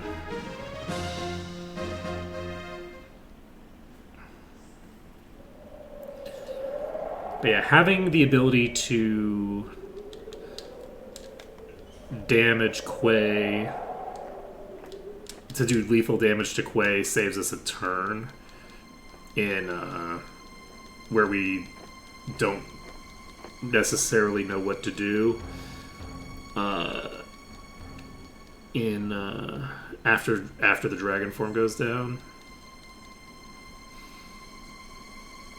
I can't believe that it used jab, did 0 damage, and then used a jab and did lethal when it had like probably 100 or 200 HP left. That's so rough. Oh, that's rough.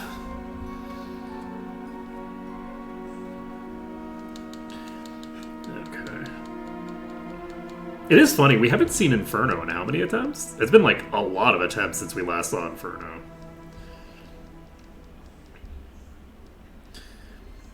Okay. Blah, blah, blah, blah, blah, blah, blah, blah, blah, blah. I'm an evil bastard. Come.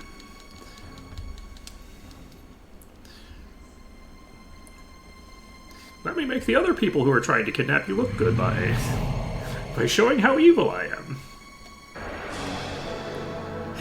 Will you forget how evil everyone else is as long as I... Okay, we do in fact start out with Nina no matter what. So we are going to have to... We're going to have to switch her around no matter what. Love that for me. We will cast Protect. So we have made one slight improvement, which is that she does have the correct thinger at least. It really is too bad that I can't combo Protect with Big Sword. It would be really nice to be able to add an extra 8% to this. But such is life. So, jab comes out.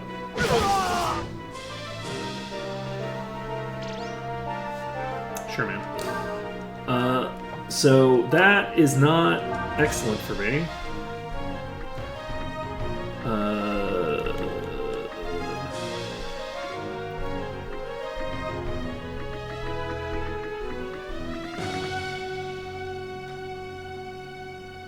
What the fuck would I do? That's a good mind for you. I think you're immune though. I think it's immune and stays immune. So, you know what's crazy? I think your best choice is actually to use Raise Dead, and we hope that it doesn't use Jab this turn and waits until next turn to use it. Sweet.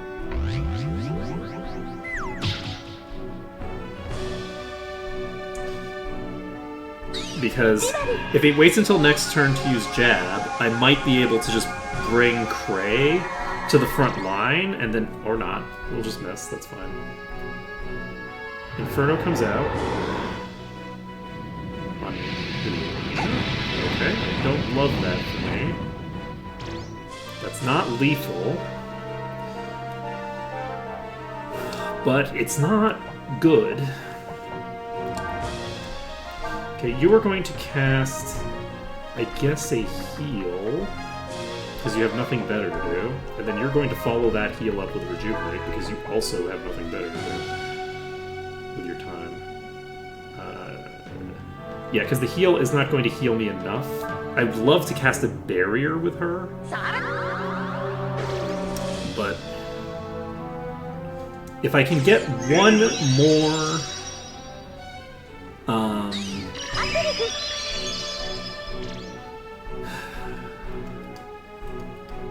Okay.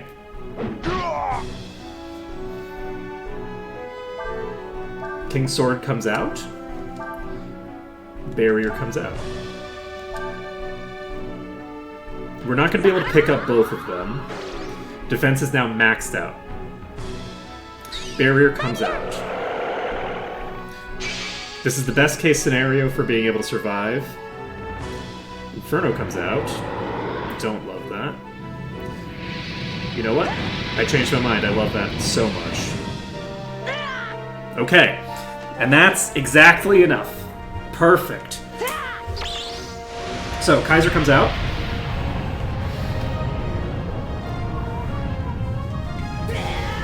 This is actually best case scenario right now.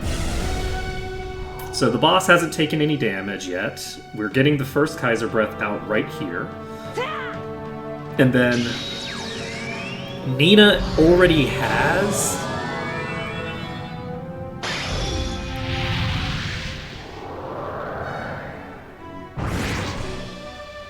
everything that she needs. So on our next turn, Nina can guard. So on our next turn, if Jab comes out, we're at full defense.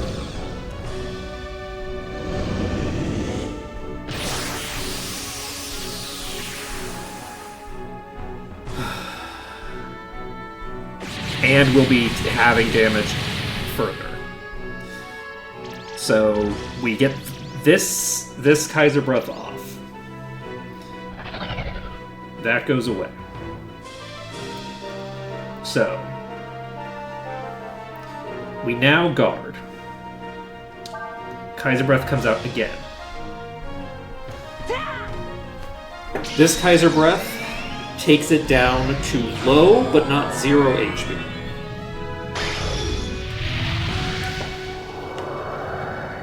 If the boss kills Quay here, great. We finish off Quay on the next turn. And move on with our life. Please hit Quay. You hit Quay. Excellent. This is not going to be lethal, but it means that we don't have to worry about Quay doing anything funky. We are, in fact, I think, going to just poke Quay here. And we're going to try to just do a double thinger. Inferno comes out. Who is it on? Is that on Quay? That sure is on Quay. Nina has full HP. She needs to cast 2 Ebon Fires. If we don't die this turn, we've won the battle. Maybe. That was only... Okay, jab? Nothing but misses. For some reason, the fact that I had a billion defense doesn't even matter, apparently. Please be dead. Let's go! That's what we in the business called shot. I was like, I'm gonna go AFK. You know what? Never mind, I'm not gonna go AFK. The reason that I didn't want to go AFK was because I didn't want to leave the cutscene in the background and then anyone who knows Japanese is just hearing potentially spoilers. So I'm like, okay, I don't want to leave it on that. So we'll go into the game, and then I'm like, you know what? I'll do one more attempt, and then we'll do it. And then we get the one more attempt, and it's the only attempt we need. Chomp chomp.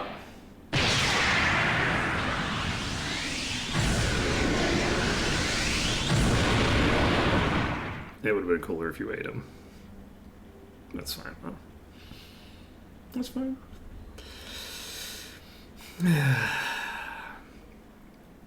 Mission successful and just in time. I was thinking we might have to go for another hour.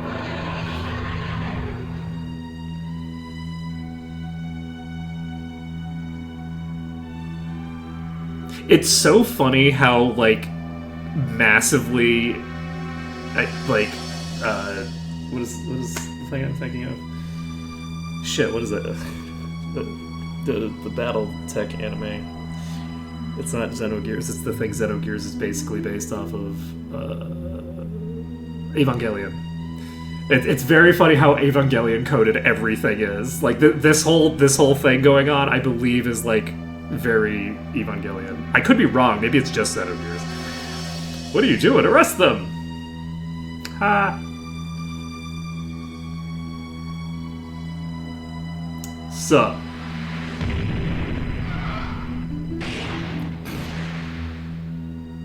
Why, you... Good luck.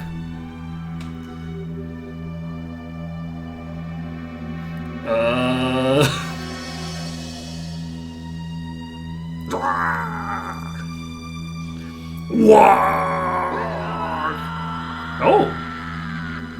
That is amazing. That actually... What? Care? Is it Care? Is that the name? Quay! Quay, stop!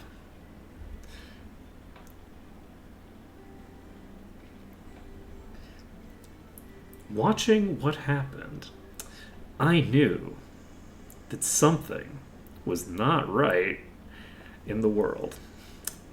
And also probably in Quay's head. That something was out of balance. And, for the first time, when looking at a dragon, I felt afraid. You weren't afraid of the dragon that was, like, charging at you on the sand dragon? That didn't freak you out a little bit? Maybe when it was diving straight toward your sand flyer? No? Okay. Sure, whatever. You know, you do you.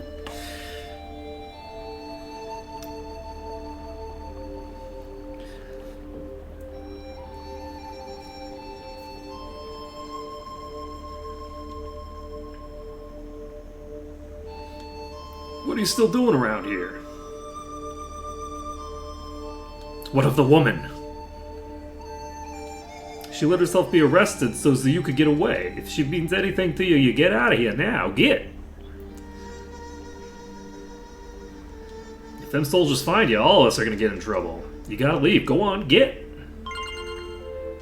You got an ivory bagel. Oh, that's all I can do for you. All I can do for you is give you the best accessory in the whole fucking game. There'd be an old shrine like a sanctum on the other side of the woods. Here, if you go inside it, at least it's some town or something somewheres. You know? It's convenient that you tell me that, but I feel like I already knew that. Did I not already have this information? Shit.